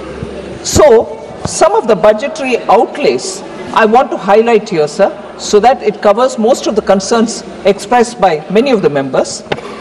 The budget, first thing before I even utter the outlays for each of the schemes, I want to highlight one concept, if you want to say, effective capital expenditure. What is effective capital expenditure, sir, and why do we need to? I'm sure very many members of Parliament will fully be aware of it, but for the records, I'd like to describe it for a minute. Effective capital expenditure includes core capital outlays and the grants and aid for creation of capital assets.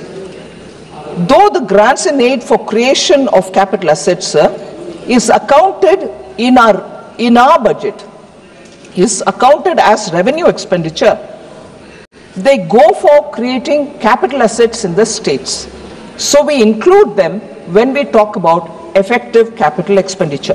In the budget of this year, 25-26, the effective capital expenditure is projected at 15.48 lakh crores as against 13.18 lakh crores in the RE of 24-25. So the effective capital expenditure in BE 25-26, sir, is about 4.3% of our GDP. That is only 0.1% of GDP lower than the fiscal deficit of this year, which is 4.4. This year meaning 25-26, which is 4.4% of the GDP. So the effective capital expenditure is 4.3% of GDP. Fiscal deficit, 4.4% of GDP. What does it indicate? It indicates that government is using almost the entire borrowed resources for financing effective capital expenditure. So the borrowings are not going for revenue expenditure or committed expenditure or any of those kinds. It's going only for creating capital assets. So in effect, government intends to use about 99% of borrowed resources to finance effective capital expenditure in the upcoming 25-26 year. I'll explain it, Professor, please. I've just begun, right? The sectoral outlays in the year 25-26 include agriculture and allied activities, which get 1.71 lakh crores, rural development, which gets 2.67 lakh crores, urban development and transport, 6.45 lakh crores, health and education, 2.27 lakh crores, defense, which excludes defense pension, 4.92 lakh crores. So I just want to highlight the fact, sir, that money is not being denied to any of the capital expenditure accounts, because I heard occasionally this argument being put forward saying, has the paradigm shifted from capital expenditure because that gives a greater multiplier effect to giving people, the taxpayers, some money in their hands for boosting consumption? No, these data from the current budget, which is before us, shows that capital expenditure outlays have not come down at all. On the contrary, they've gone up. So in this, most importantly, across all schemes, I want to highlight how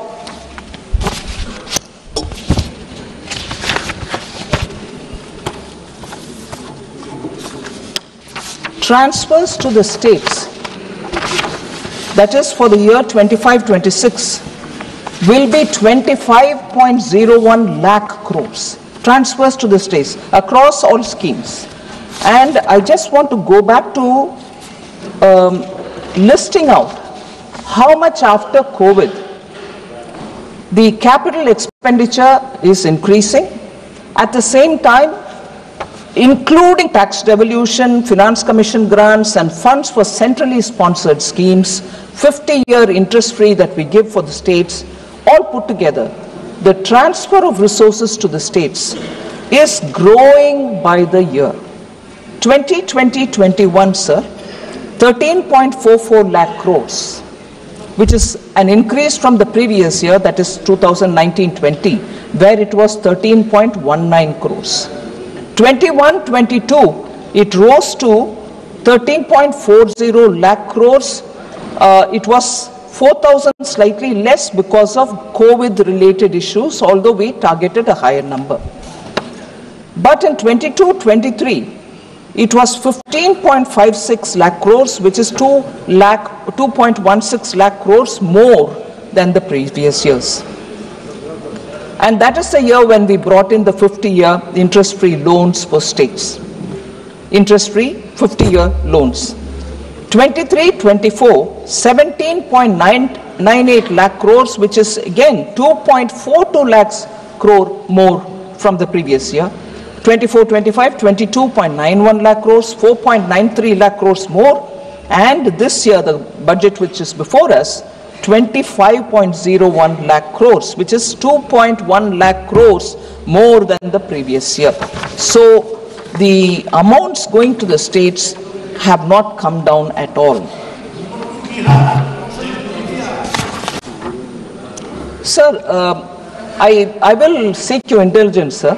I want to highlight the thought and the philosophy behind our government's budget making processes, and also how in the last 5-6 years we have set clearly some practices which are, I would think, very important from the point of view of fiscal management. So allow me to just go through some of the points. It's been a conscious policy choice because it's part of our governance priorities, its commitment to fiscal discipline. So India's development story actually presents a stark tale of two opposite approach to budget making and also for fiscal prudence. So global financial crisis of 2008, once in a century 2020 COVID pandemic. But what happened after 2008 led us to become a fragile five country, whereas what is now happening is that you see we continue to remain the fastest growing economy. I want to highlight some of the very critical steps that we have taken in the fiscal prudence approach and also in budget making. So under this government, sir, India transited from the league of fragile five to become one of the top 5 economies of the world. 2021, sir, we had the devastating pandemic.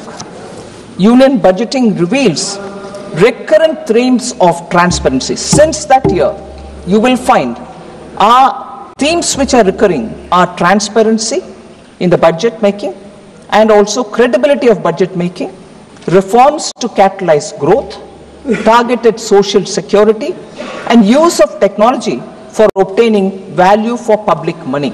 I'll just give 2 examples or sometime even 1 example for each year. 2020-21, sir, we took a giant step of bringing on board the FCI off-budget borrowing of 1.2 lakh crores. Food Corporation of India had continuously maintained off-budget borrowings. That year we took a major step of bringing all the off-budget borrowings of FCI, which totaled to 1.2 lakh crores onto the budget.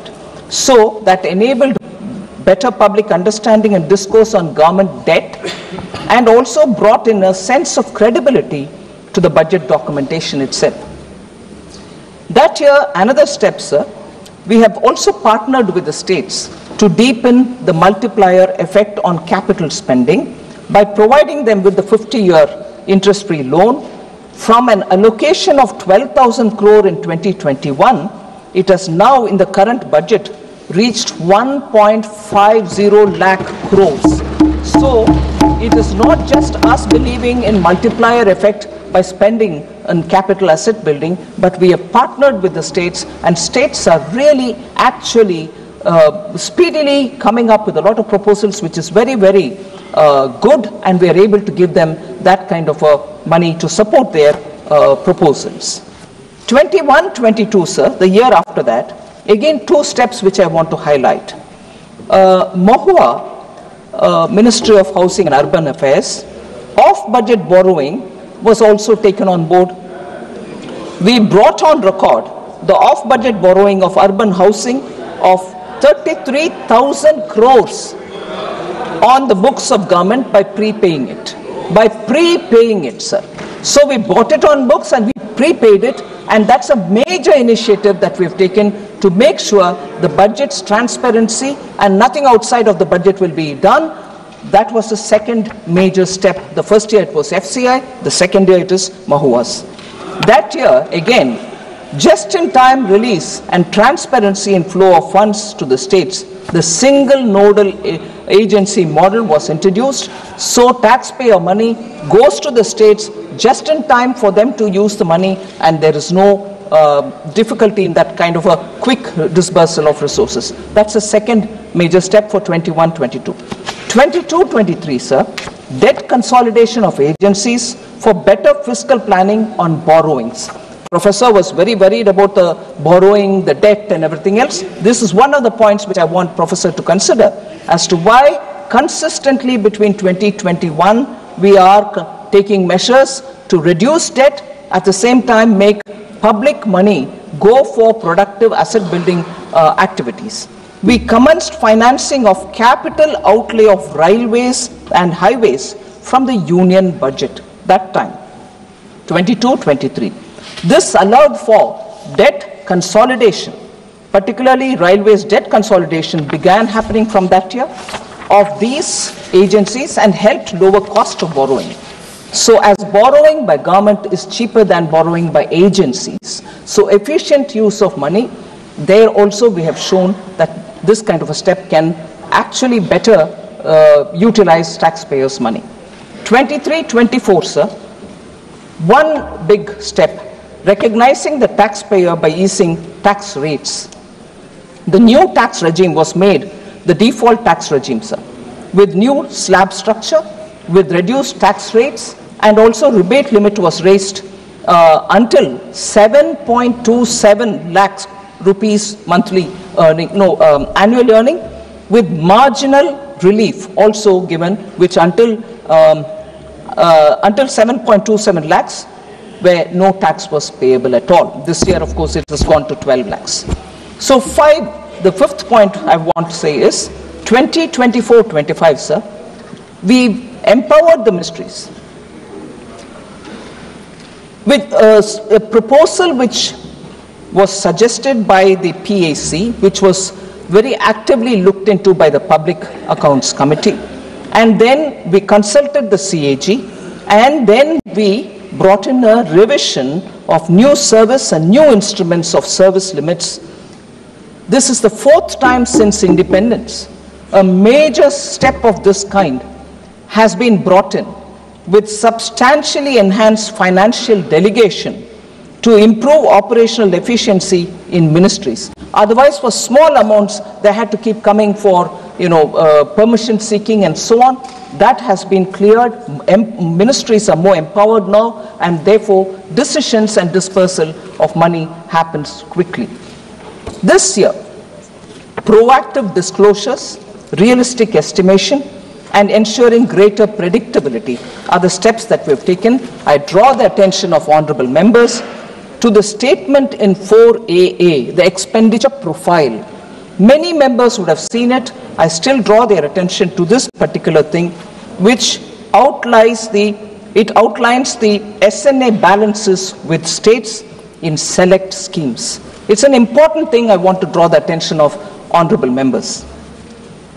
This brings to the fore, sir, for the implementation challenges of states, the need for action to remedy at the state level.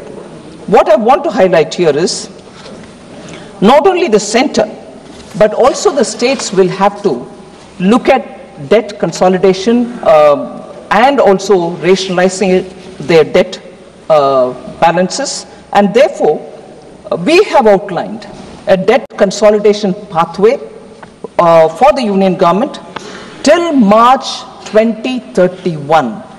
And this would give some kind of guidance to the markets with greater predictability also. So that is an important step I want to highlight, sir, that in the last 5 years, you see certain underlining currents in the budget preparation, contents of the budget also being transparent, and therefore speaks strongly for the budget being a very reliable document. It reinforces the sanctity and also the credibility of the budget process itself. So I thought it's important to draw the attention of the honorable members.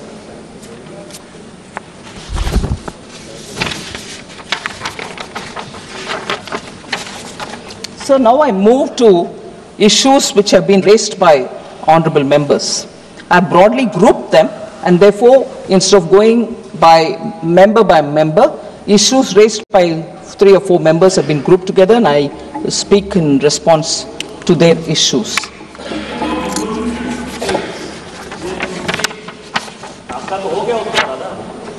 Sir, there was this concern on rising unemployment, especially among youth. Several members, I've got a list of about 11 of them who've spoken on it. I want to highlight the fact that according to the 23-24 annual periodic labor force survey, labor force participation rate has increased from 49.8% in 2017-18 to 60% in 23-24, reflecting a rise of about 10.3 percentage points. Worker population ratio, sir, has increased from 46.8% in 2017 to 17-18 to 58.2% in 2011.4 percentage points. Unemployment rate has declined from 6% 2017-18 to 3.2% in 23-24. So the Rozgar Mela, which Honorable Prime Minister hands over employment letters, appointment letters, over 9.25 lakh appointment letters have been issued for central government jobs in 14 editions which have been held till date from October 22. So the concerns about high inflation, especially food inflation. Inflation management, sir, actually receives the highest priority of this government. Overall retail inflation is within the notified tolerance band of 2.6%, 2 to 6%, sir. And there are very many parameters which we keep monitoring so that affordable rates, food materials are distributed to people. I've said this before, I'll repeat some of them again. I just want to highlight the fact that food inflation, which was affected because of adverse weather conditions or supply chain disruptions, have all been attended to. We are still continuing to do it. The water levels in reservoirs are also being monitored. It has improved so that water adequacy for irrigation for rabi crop production is ensured. As of January 23rd, the reservoir level was 66.1% of the current live storage capacity. As per RBI, sir, the latest meeting of the MPC that they held on 7th February, CPI inflation for 25-26 is projected lower at 4.2%. Just one or two highlights here, sir.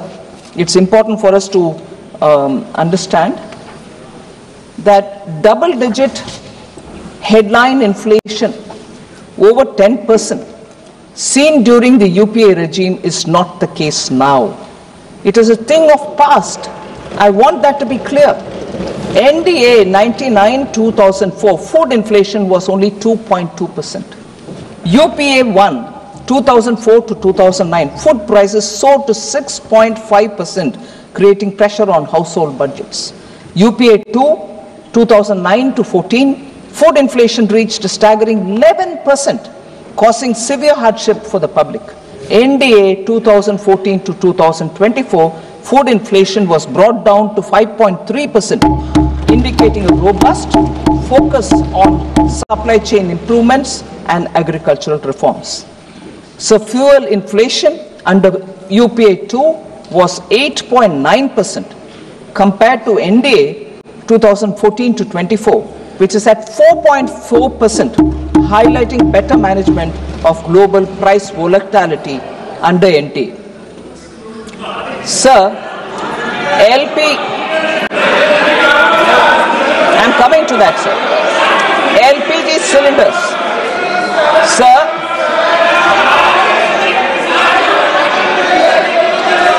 LPG cylinders, sir. Before April 2014, nearly 45% of Indian households did not have access to clean cooking fuels. In contrast, LPG coverage under NDA has reached near saturation.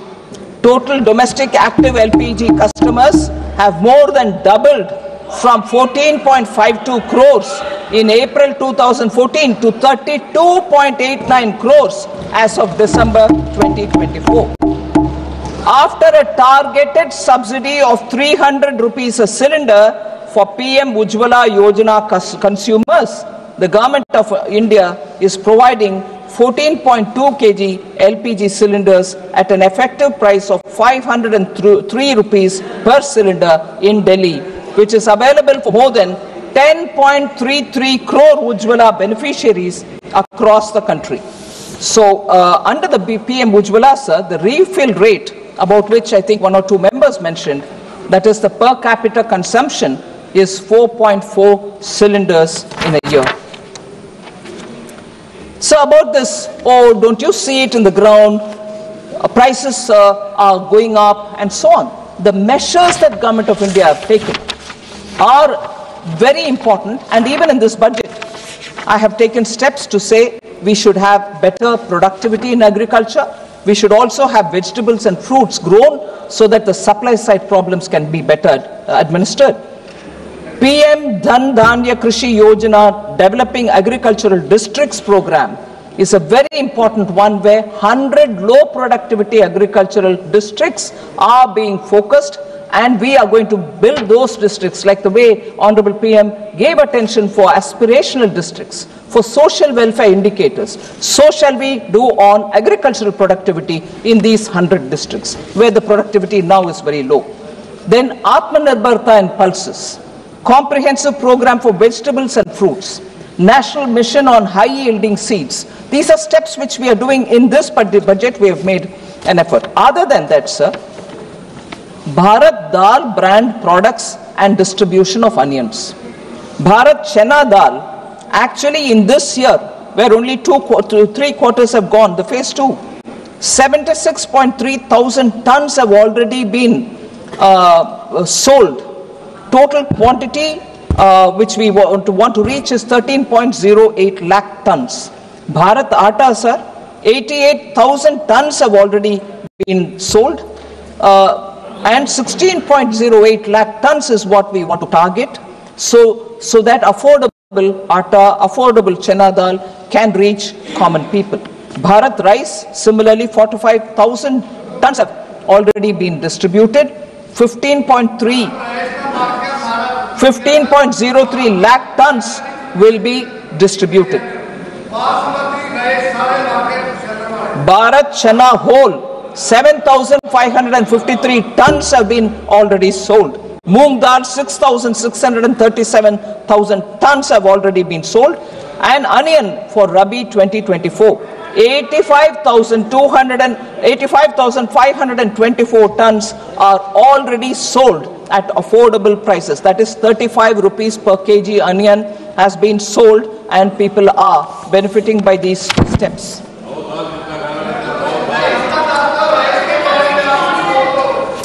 Sir, I want to come to the third point which people have raised, depreciation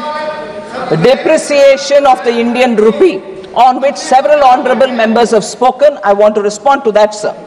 Various domestic and global factors influence the exchange rate of Indian rupee, such as the movement of dollar index, trend in capital flow, level of interest rates, movement in crude prices, current account deficits, etc.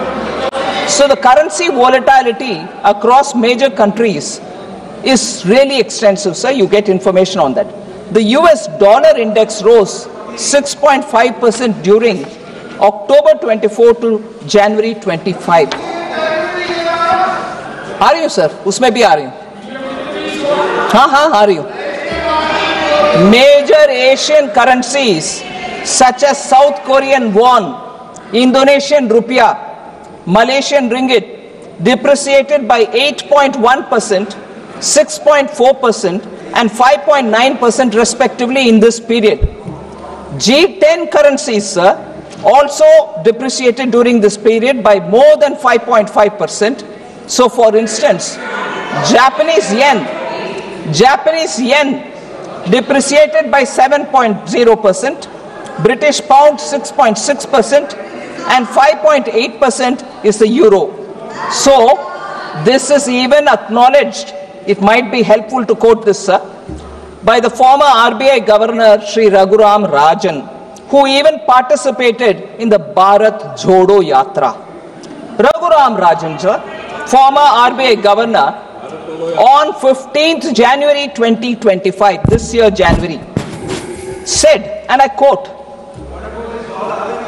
yes, I quote it. We'll quote all of them. No worries. Yes. I'll quote all of them in the context.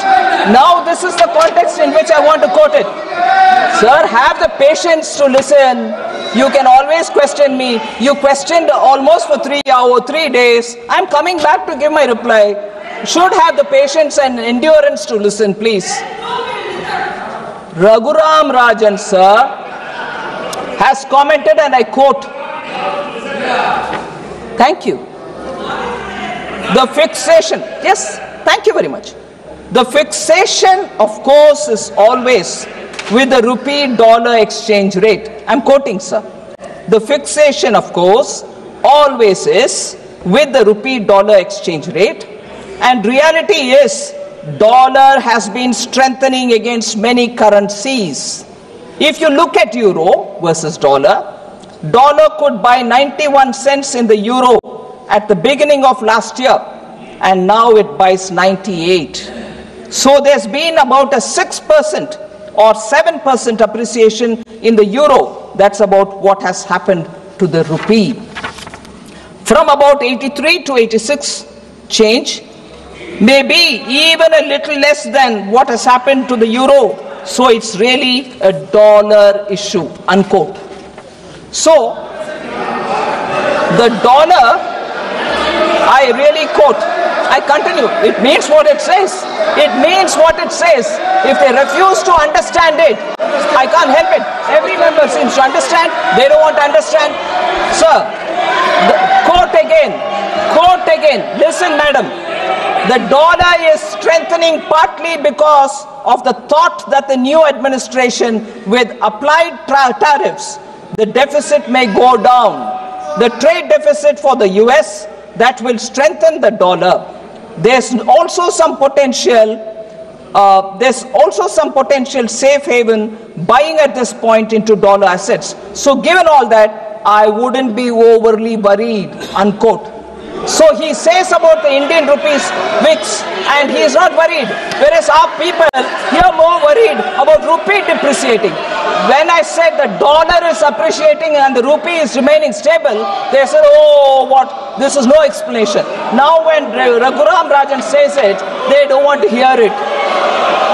If you look at the real, he continues. Raghuram Rajan continues. If you look at the real effective exchange rate of the rupee, yes, listen to this, please. If you look at the real effective exchange rate of the rupee, it has not depreciated that much. So that's what it means. He summarized it in one sentence. If you look at the real effective exchange rate of the rupee, it has not depreciated that much. Some nominal depreciation might be useful for exports, unquote. Sir, no, we won't accept it because it doesn't suit us. Sir, decline in household savings, household debt increased, was also a point which at least 3-4 members have spoken. I want to say some facts for them. Household savings consists of net financial plus physical savings, increased by a compound average growth rate of 8.9% CAGR from 2019-20 to 22-23. There is a reallocation of savings by households to real assets. In the post-COVID period, sir, household real estate investments have increased considerably. The share of savings in physical assets in gross household savings has steadily increased from 30.8% in 2015-16 to 42.7% in 22-23. So, according to the National Account Statistics, household savings in physical assets have increased by a compound average growth rate of 15.6% from 2019-20 to 22-23.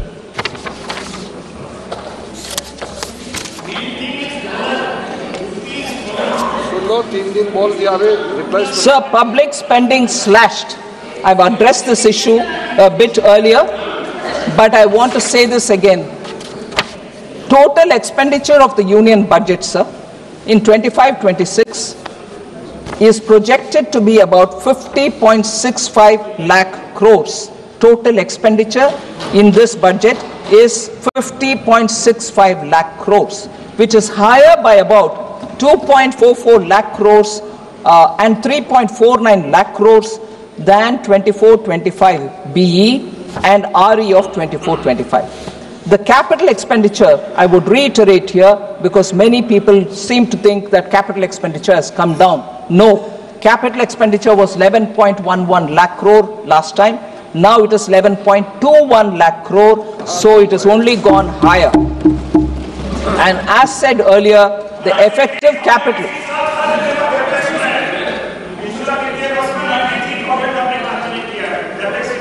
नहीं, बोलती हूँ उसके ऊपर. The effective capital expenditure for 25-26 is pegged at 15.48 lakh crores. The net additional spending, sir, the net additional expenditure, this is important, I'd like to seek the attention of the House. The net additional expenditure of 2.44 lakh crores, which is higher, that is, in BE 20-25-26 over 2024-25, is mainly going to finance three major items. Interest payment, 1.13 lakh crores. Central sector schemes, 1.06 lakh crores. Centrally sponsored schemes, 0.35 lakh crores. Sir, we also, and I want this to be, again, with your indulgence, I seek honorable members' attention on this point. We also had the onerous burden of repayment of oil, fertilizer and FCI bonds raised during the UPA era. UPA time oil bonds, UPA time fertilizer bonds and FCI bonds are being repaid now. This year and the coming year, the budget which is before us, we will be paying just the interest and not the principal amount. And what is the interest, sir? 24-25, the current year, 5,946 crore has just gone for interest on oil and FCI bonds taken during their time. Now, 3,524 crores will go for just the interest in 25-26 budget. Actually, what is the principal, sir? Just for the records, 24-25, the principal due is 44,701 crores. 25-26, the principal is 40,464 crores. So let's not forget debt considerations, worries about debt, money is going for interest payments, sir. Professor should take cognizance of the fact. Sir, also, I just want to highlight, for instance, public spending outlays in health, education, social welfare, rural development have increased from 4.16 lakh crore to 5.54 lakh crores between 2021 to 25-26. So there is no cut in any of these. Repeatedly we have people asking questions. It's okay to ask questions, but I am giving you the answer that nothing has come down there. So fiscal consolidation was another issue on which many members were worried, saying, is it being done at the cost of public spending and social sector spending? Education budget reduced, PM Poshan, Jal Jeevan Mission, Aabas Yojana have all of them come down, post-matric scholarships. I like to answer all of them, sir. Social welfare, the budget has increased from 56,501 crore in 24-25 to 60,052 crore in 25-26, not gone down, from 56 to 60. I'll come. Education, sir. Education, sir. 1.26 lakh crore in 24-25 has gone to 1.29 lakh crore in 25-26. Education का भी कम नहीं हुआ, ऊपर से ज़्यादा हुआ. Health, 89,287 crores in 24-25 has gone to 98,311 crore in 25-26. Sir, I like to highlight one point at this time. Again, substantive budgetary technicality, but it's important because technology which has been adopted for budget and budget management has today given all of us the advantage of getting facts by looking at the portal or by looking at the documents. Nothing can be hidden in this day and age because of technology, and therefore I'd like to draw the attention of the honorable members for a statement which has been provided called expenditure profile. It's a statement 4AA. I want to show how unspent balances are remaining. And how much is it totaling to, unspent balances? 1 lakh crore as of 31st December 2024. How unspent balances are remaining, and for us to see it, sir, the expenditure profile statement.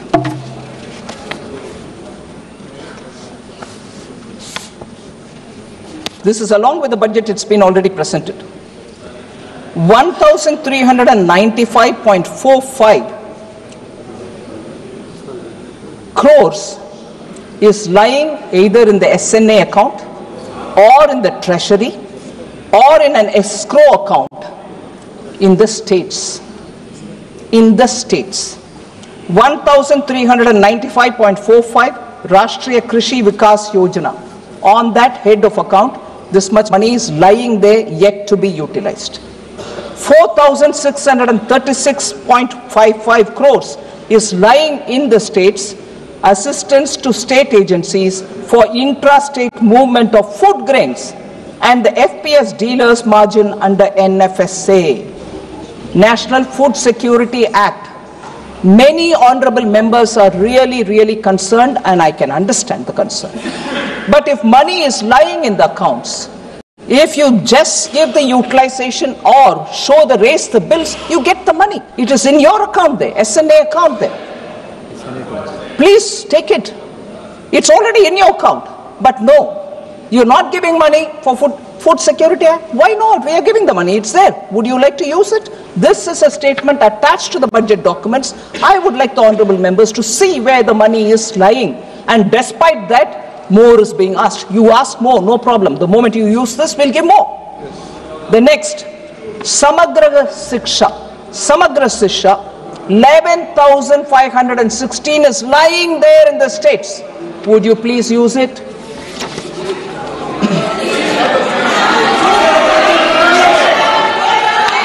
There was a lot of concern on portion. A lot of concern on portion. PM Pradhan Mantri Poshan Shakti Nirman, erstwhile national program for midday meal in schools. Midday meal in schools. 5,205 crores are lying in the state accounts. And this is for Poshan Abhiyan. And here I hear voices. प्रधानमंत्री जी, बच्चों का nutrition के ऊपर आपको कोई ध्यान नहीं है क्या? अरे पैसा आपके अकाउंट में है भाई, यूटिलाइज करो। हमने तो दे दिया पैसा, आप क्यों नहीं यूटिलाइज कर रहे हो? उससे पहले हमें क्यों पूछ रहे हो? So, go use it. This document is available. Have a look at it if I'm saying anything abrupt. So next, sir, these are not chota-mota amounts. These are big amounts. I want to ask question therefore. Sir, flexible pool for RCH and health system. Sir, I've heard health minister Jagat Prakash Nadda ji. No, you can always ask me, Supriya ji, all the questions, but I've heard you all. I want to come up with my answer. Please have patience, and you may ask me again. But if I'm telling you anything that which is not already available with you, I'll be ready to answer. But it is there. What proof of a budget document by? Bhagwan. Budget document hai bhai. Sir, flexible pool for RCH health system strengthening, National Health Program and National Urban Health Mission. National Urban Health Mission. How much is left in the accounts? 2,988 crores lying with the states. Next, I've heard questions being asked of the health minister. Next, I've heard health minister trying to respond. No, I'm giving teachers. No, I'm giving paramedical staff. No, we are funding. You know, sir, how much money is left there? Human resources for health and medical education. 7,559 crores are lying in the state account. Would they please use it? Sir वो इस्तीफा देना चाहते हैं sir वो इस्तीफा देना चाहते हैं नेक्स्ट इस्तीफा देना है अब देखिए इस्तीफा हाँ बताओ इस्तीफा देने की बात कर रहे हैं इस्तीफा देना है sir Swachh Bharat mission, sometimes they raise questions saying, was it necessary for Honorable PM to speak about Swachhata on the ramparts of Red Fort? He spoke and he's carrying the mission forward, and as a result, World Health Organization has said health has improved among women and children, and those which we heard many members speak. I want to show how much in the Swachh Bharat mission urban money is left with the states. 12,319 crores are with the states. Please spend it. Please spend it. Sir, Amrit, another. They are very concerned about urban. Don't worry, hear me out. Yeah. Urban rejuvenation mission. 500 cities. They are worried about urban unemployment. I want to ask this question. 12,377 crores are lying in the states. Will you use it for Amrit? Sir? Also. Listen. I will give you answer. Sir, next. There was a lot of comment saying Jal Jeevan Mission. Mantri ji baithe hain. Patil Saab idhar baithe hain, minister. They ask questions saying why Jal Jeevan Mission gets a small allocation. Because we are reaching the saturation level and only for the new leftovers are we giving money. But how much money is left on Jal Jeevan Mission with the states? You will be astonished to hear, sir. 13,782 crores are lying with the states. So,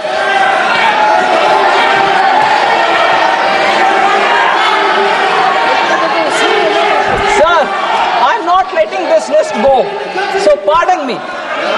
They say about many new people, many poor people.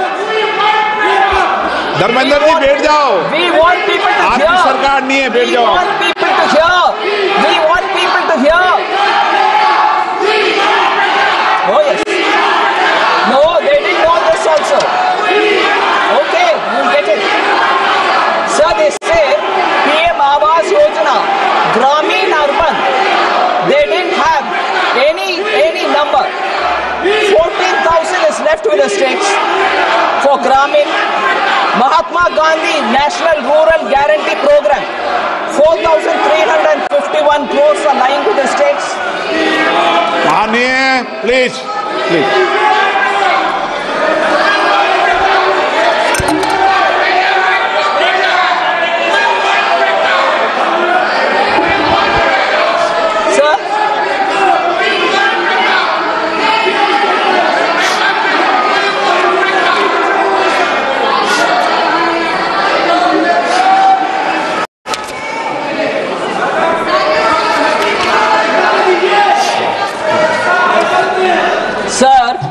Since there are some points, sir, would you allow me, sir?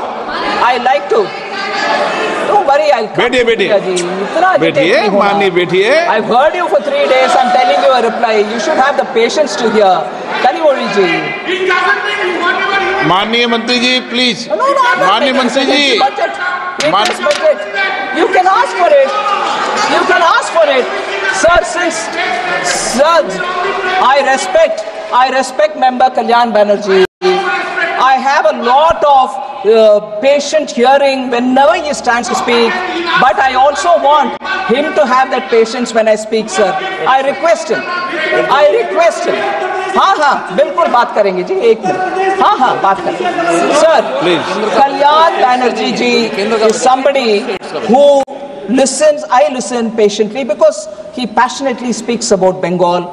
I have absolutely all respect for him. But here are some things which I have to speak because his leader who spoke that day, he was here. I was also here listening to his leader. I want to point out some things there. I know you will speak only against Bengal. What you can do?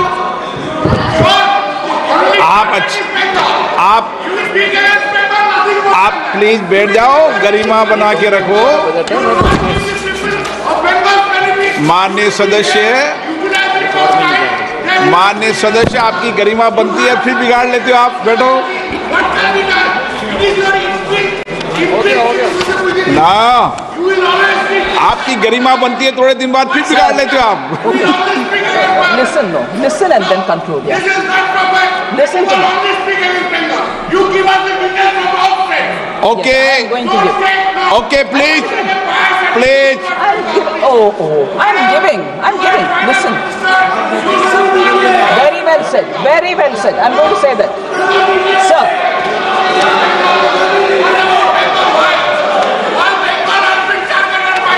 Yes.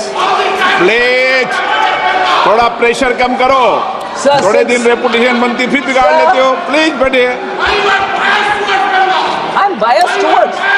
No, माननीय मंत्री जी please, no debate please. सभा की 1 minute please. माननीय सदस्यों please बैठिए। माननीय सदस्यों, सभा की सहमति हो तो सभा की कार्रवाई माननीय वित्त मंत्री जी के उत्तर तक बढ़ा दी जाए।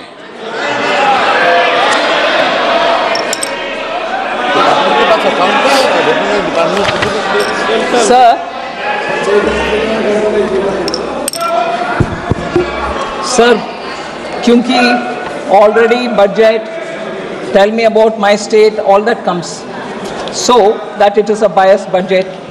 I'll come back to speaking also specifically as was requested by Honorable Member Kalyan Banerjee, but before that, Sir, Shri Rahul Gandhi ji, who started the debate, raised a lot of points. Some of them I would want to answer, and that was also followed by many other members.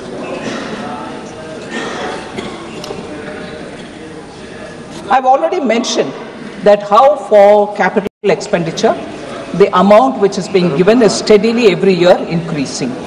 It's not as if projects are not happening in states. For Punjab, sir, 38 national highway projects were sanctioned in 3 years for Punjab for development of 825 kilometers. 3 projects, 825 kilometers, amounting to 22,106. वही मैं बोल रही sir, आप जरा सुन लीजिए, आप सुन लीजिए ना, पिछले 3 साल में 22,000 करोड़ रुपया पंजाब के रास्ता सड़क बनाने के लिए ही हम दे रहे हैं। सर, सिर्फ roads 38 national highway in Punjab for 22,106. इनका कोई माननीय सदस्य का नाम ही मत लो सर, और इनको जवाब भी मत दो कोई। नहीं, I'm not giving him. I'm telling you, sir. Telangana, sir. Please बैठिए। जवाब देता तो आपने बोला ना भाषण, सुनिए जवाब। बैठिए। तेलंगाना, sir.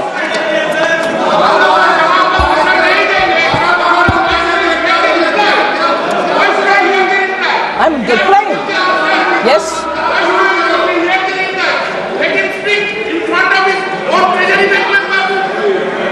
आप नहीं सुनना चाहते ना? No, please.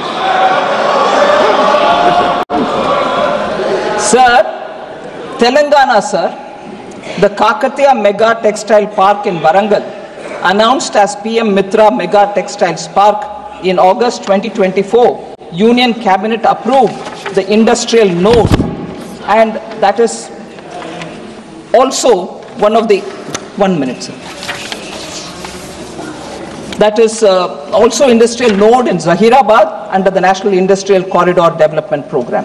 So if that is one of the examples that I can give, For Kerala, sir, in August 2024, Union Cabinet approved industrial node in Palakkad. 1,300 kilometer national highway constructed in Kerala since 2014.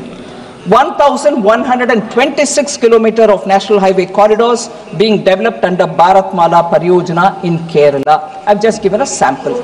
Karnataka, sir, 5,213 kilometers of national highways constructed in Karnataka since 2014. 7 airports operationalized in Karnataka since 2014. Constructed 1,652 kilometers of new railway tracks in Karnataka since 2014. Tamil Nadu, sir, Chennai Metro Rail Project Phase 2 was approved under Central Sector Project. Total of 63,246 crore, of which 65% is by central government. 4,100 kilometers. I've given you Kerala some examples. I read that first.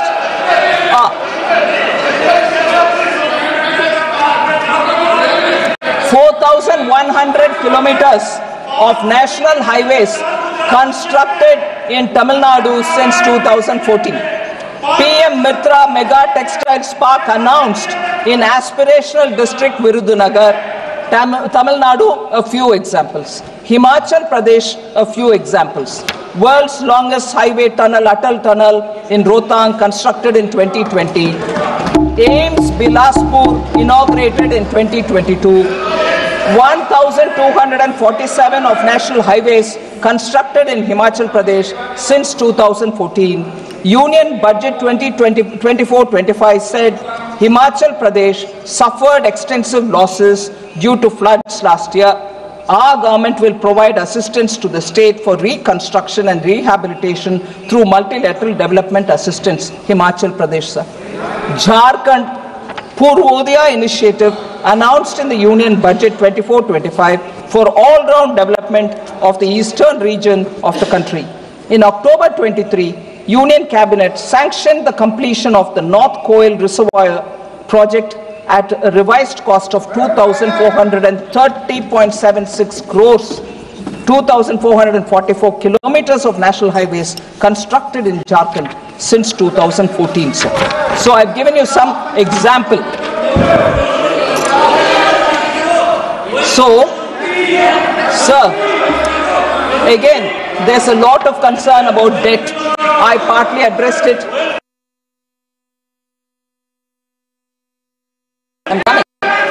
I'm coming to West Bengal. I'm coming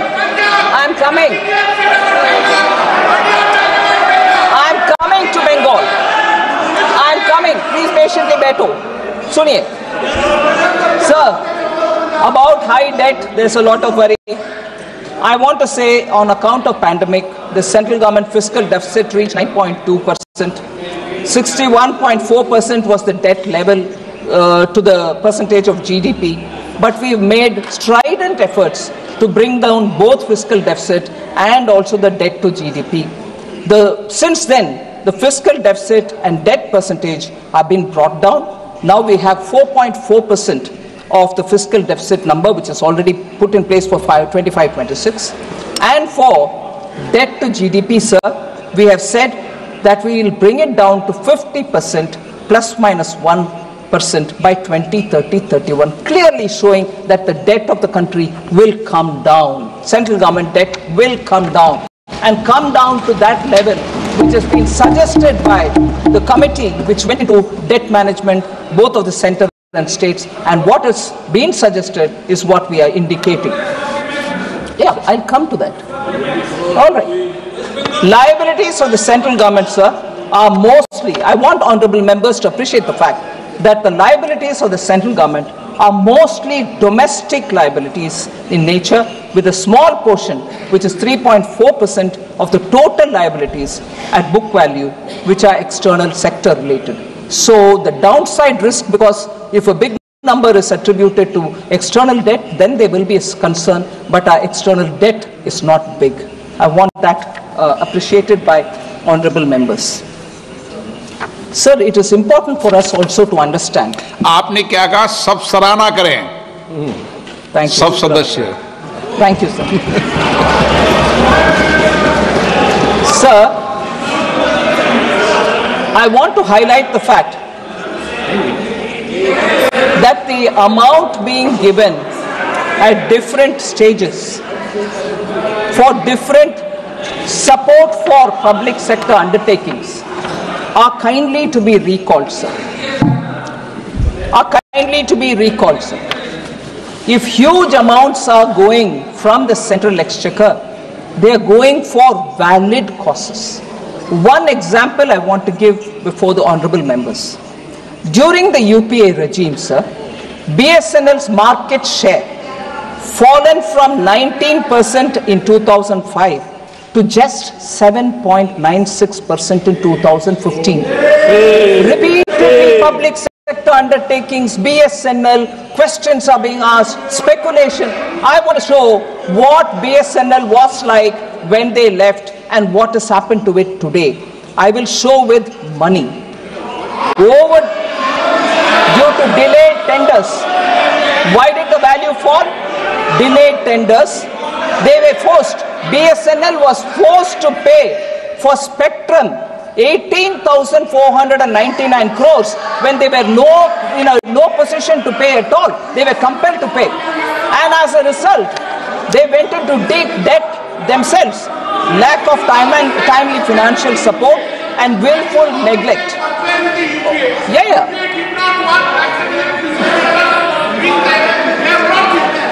Why did all the time go back to the UPA? UPA did not work. That's the reason people have brought you. I'm going to tell that. I'm telling now. Kindly sit. I'm telling now. I'm telling now. Kalyan Banerjee gave me an opportunity, sir. BSNL, they have done and gone. What have you done? I'm showing what I have done in numbers. In 2000, yes, I'm giving figures. Listen now. Sir, 2019, 69,000 crores. 69,000 crores was given. 69,000 crores in 2019. And debt was restructured via sovereign guarantee bonds, administrative allotment of spectrum for 4G. They couldn't even make BSNL have 4G. They went away. Now, I'm not talking about them. What have I done? 69,000 crore was given in 2019. In 2022, how much I gave for the second revival? Please listen, Kalyan Banerjee ji. 1.64 lakh crores was given for BSNL. 69,000 crore, 1.64 lakh crores, and capital formation through capital infusion and merger of Bharat Broadband Nigam Limited with BSNL. So, by merger of Bharat Broadband Nigam Limited with the BSNL, we have strengthened the hand, resulting in operating profits from 21-22 and reduction of BSNL debt from 32,944 crores to 22,289 crores. Debt came down. The third package for BSNL, July 2023, 2019 was 69,000 crore. 2022 was 1.64 lakh crore. 2023, the third package, the 89,047 crore was approved for BSNL capacity for pan-India 4G and 5G. Sir, 50,000 indigenous 4G sites nationwide has been launched by BSNL. 50,000 indigenous 4G sites nationwide. That's the capacity of BSNL today. And for the first time in India, India has developed her own 4G technology stack that will be rolled out by the middle of this year.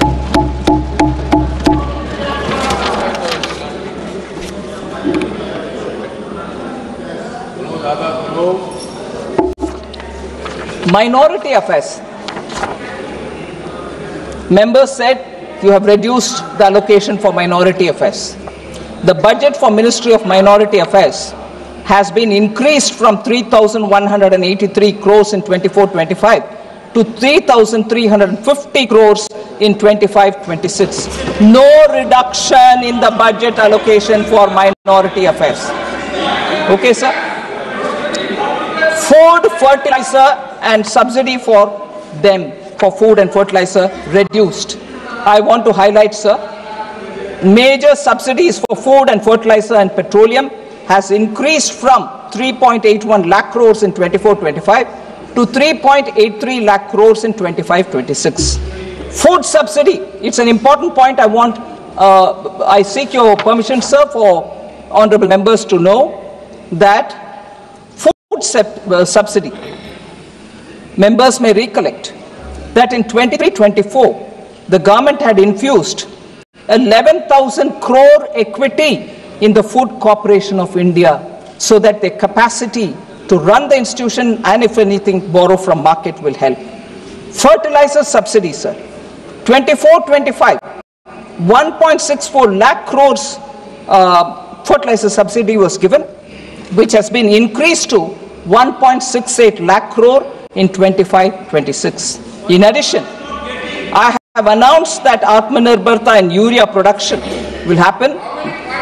The government had reopened 3 dormant urea plants in the eastern region, and now a 12.7 lakh metric tons capacity, annual capacity urea plant has been opened in Namrup in Assam.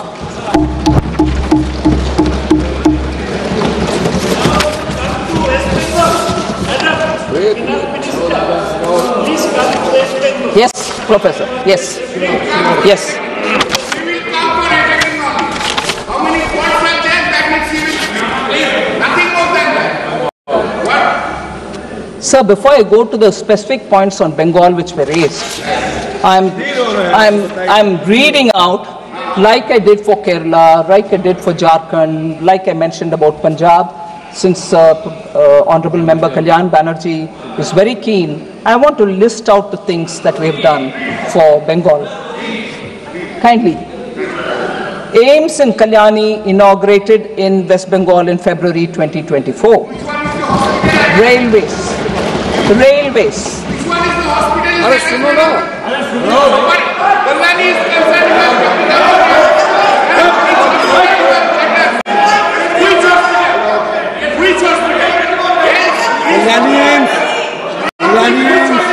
So let me. You asked me, and I'm reading out the whole list.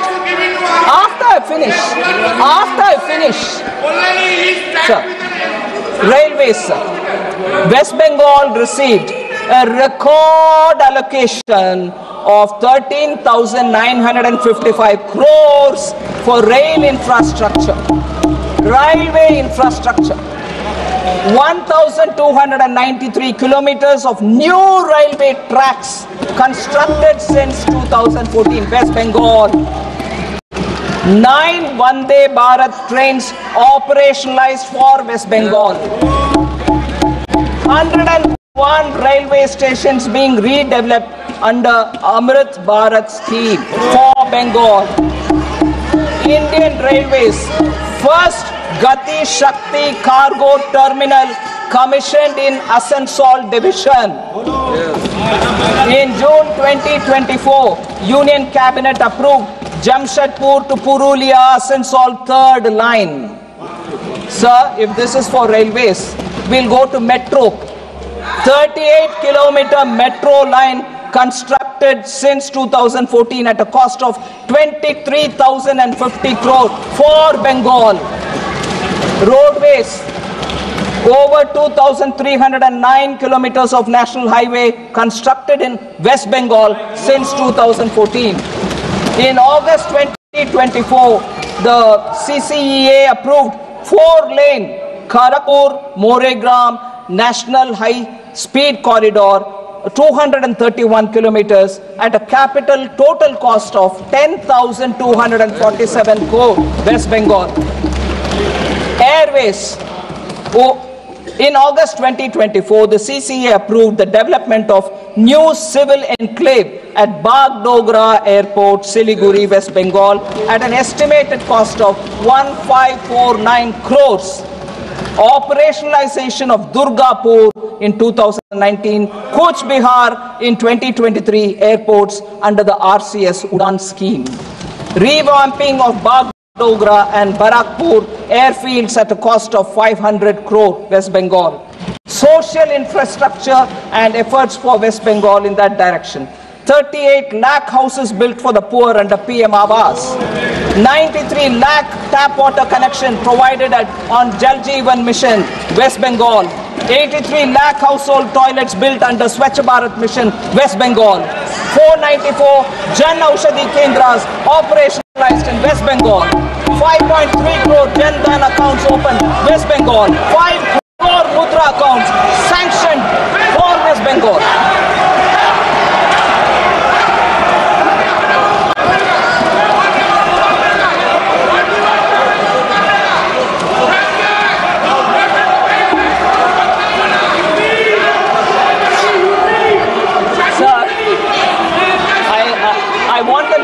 More patient. I have more things to say about West Bengal. I have more things. I'll come to you.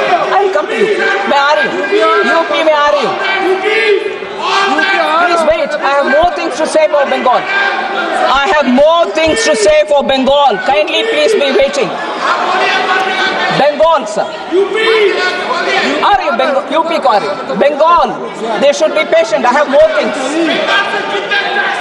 Sir.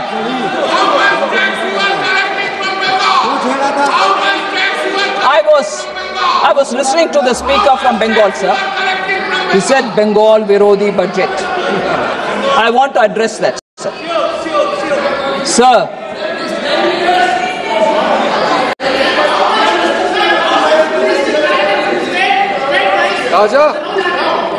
Sir. Bengal MPs, sir, spoke about financial blockade. हाँ? UP आएगा। मैं आ रही हूँ, बैठिए, मैं आ रही हूँ, बैठिए, मैं आ रही हूँ, बैठिए। हाँ जी, sir, financial blockade. They charged us with financial blockade allegation. Like every other state, sir, PM Awas Yojana Gramin is being implemented in West Bengal since 2016-17. The government has released 25,798 crore as central share to the state since 2016-17. 25,798 crore, only central share. It's gone. However, complaints of irregularities, I will give you. Complaints of irregularities in the implementation of PM Awas Yojana Gramin, including a selection of ineligible households from Awas 2018 Awas Plus, removal of eligible households and branding violations were received. We are hearing this allegation for last 3 years. There have been similar complaints about Mandrega. Ministry Rural Development is engaging with West Bengal and for a satisfactory reply. Sir, now I come to the specific data. It's ironical that Trinamool, which means grassroots,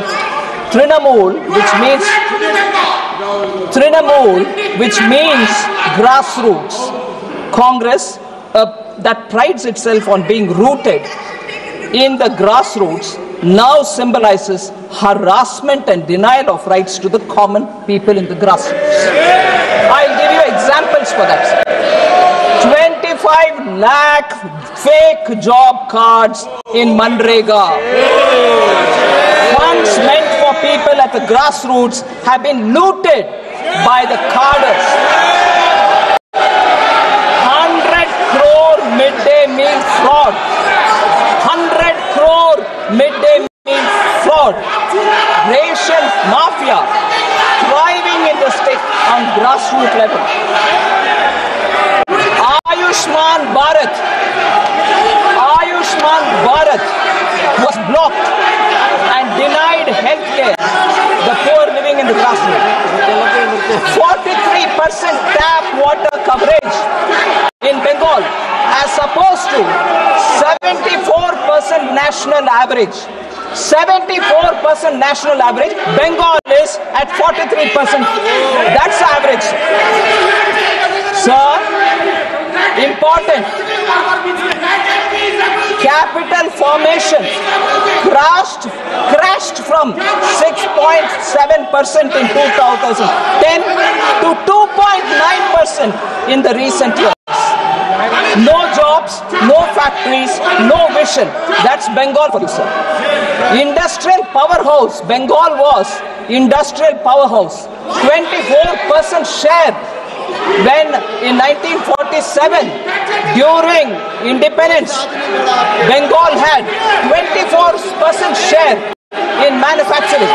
Today it has 3.5%. Bengal's per capita income growth lags behind the national average. For the last 20 years, per capita income of Bengal lags behind the national average for last 20 years. It's ranked 23rd. In 21-22, it was 23rd among all states of India. Sir, Trinamool Congress has institutionalized corruption, gutted institutions, and Trinamool has become a byword for exploitation. Trinamool has become a byword for exploitation, sir. Now, can I then suggest, because budget, Bengal विरोधी budget बोला गया, मैं क्या पूछना चाहती हूँ अभी, तृणमूल विरोधी टीएमसी हो गया है क्या? तृणमूल विरोधी टीएमसी है, तृणमूल जनता विरोधी है। अरे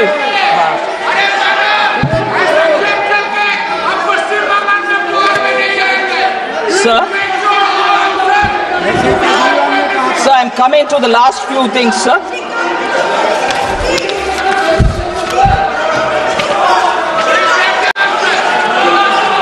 You accuse me politically. Sir, MSME sector, sir, is ignored and not in good health is an allegation which very many members, Rahul Gandhi mentioned it, Benny Behanan mentioned it, Rajut Bortoloy mentioned it, that MSME sector has been ignored. I want to say, sir, in this budget itself, we have mentioned MSME, sir, is the backbone of Indian economy.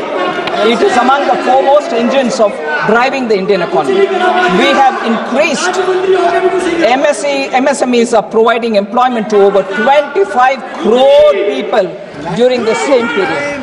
So we have increased their classification so that they can benefit both from being in the MSME and also raising more funds. So micro enterprises currently is 1, revised is 2.5. Micro enterprises current turnover is 5, we've revised it to 10. Small enterprises current is 10 investment, 10 crore. Now we've revised it to 25, and current turnover is at 50, we've revised it to 100. Similarly, for medium enterprises, sir, we have revised it from 50 to 125, and for turnover 250 to 500. Credit guarantee cover will be enhanced from 5 crore to 10 crore, leading to additional credit of 1.5 lakh crore in the next 5 years. Customized credit card is being given 5 lakh limit for micro enterprises registered in Vidyam portal. Sir, I'll come to this point of KCC which is being provided to farmers. Many honorable members thought if I increase the loan capital, meaning ceiling from 3 lakhs to 5 lakh, won't it become a reason why the farmers will be more indebted, more getting into debt? I want to highlight the fact, sir. Today, this amount 3 lakh being increased for 5 lakh is purely done because otherwise they'll fall a prey to the middlemen who charge huge amounts. And this amount through KCC is more guaranteed by the government, and they don't need to give any collateral, and also for timely servicing they get interest subvention, and therefore it is better that they borrow through the bank rather than be left alone to borrow from the middleman. That is the intention with which we brought in the KCC. Nearly 8 crore farmers will be benefiting from this short-term lending, which will begin from 1st April 25-26. Sir, therefore, very clearly, sir, the budget document clearly speaks on the various schemes through which we want to increase the liquidity which will be available for people. In 3 years prior to 24-25, the country's GDP growth rate averaged about 8%. Only in 2 out of 12 quarters, last 12 quarters, only in 2 out of last 12 quarters has the growth rate touched 5.4 or remains below it. I want to inform the members that on account of strong economic foundation, a speedy rebound is happening, and we shall take measures which will, going forward, help in keeping our economy growing fastest as in the last few years. Will continue to remain the fastest growing economy. I wish to state that private final consumption expenditure is expected to grow by 7.3% in 24-25, driven by a good rural demand. So the private final consumption expenditure is estimated to be 61.8% of the nominal GDP, which is the highest since 2002-2003, sir. So with these words, I'd like to thank all the honorable members who participated in the demand and in the budget discussion, and I thank you for your indulgence.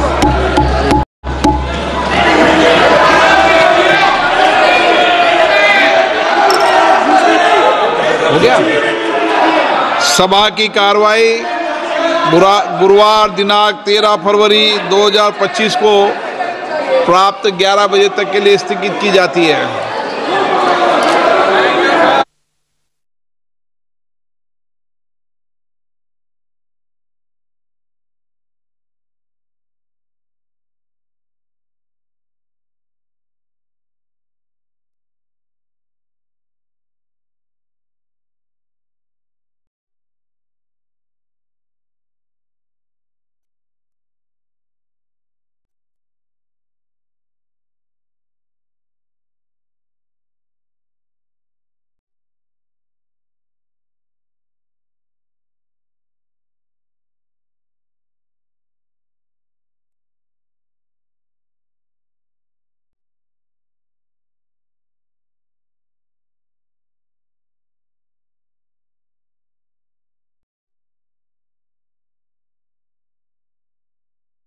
साठ वेगानं पळणाऱ्या हरणामुळे अनेकांची तारांबळ, जंगल परिसरात हरिण पळून गेलं। नांदेडच्या लोहा तालुक्यातील घोटका शिवारात मगर आढळली। 1.5 वर्षांच्या नरजातीच्या मगरीचं वनविभागाकडून रेस्क्यू। नंदुरबारमध्ये गेल्या 9 वर्षांपासून 2 यमनच्या नागरिकांचं बेकायदा वास्तव्य, व्हिसा नसताना मदरशात बेकायदा वास्तव्य केल्याचं उघड। अक्कलकुवा पोलीस ठाण्यात गुन्हा दाखल, चौकशी सुरू। जळगाव रेल्वे स्थानक आणि यार्डात नवीन 75 सीसीटीव्ही बसवण्यात येणार। प्रवाशांचा सुरक्षिततेसह रेल्वे यार्डमधील चोऱ्यांवर नियंत्रण ठेवण्यासाठी निर्णय।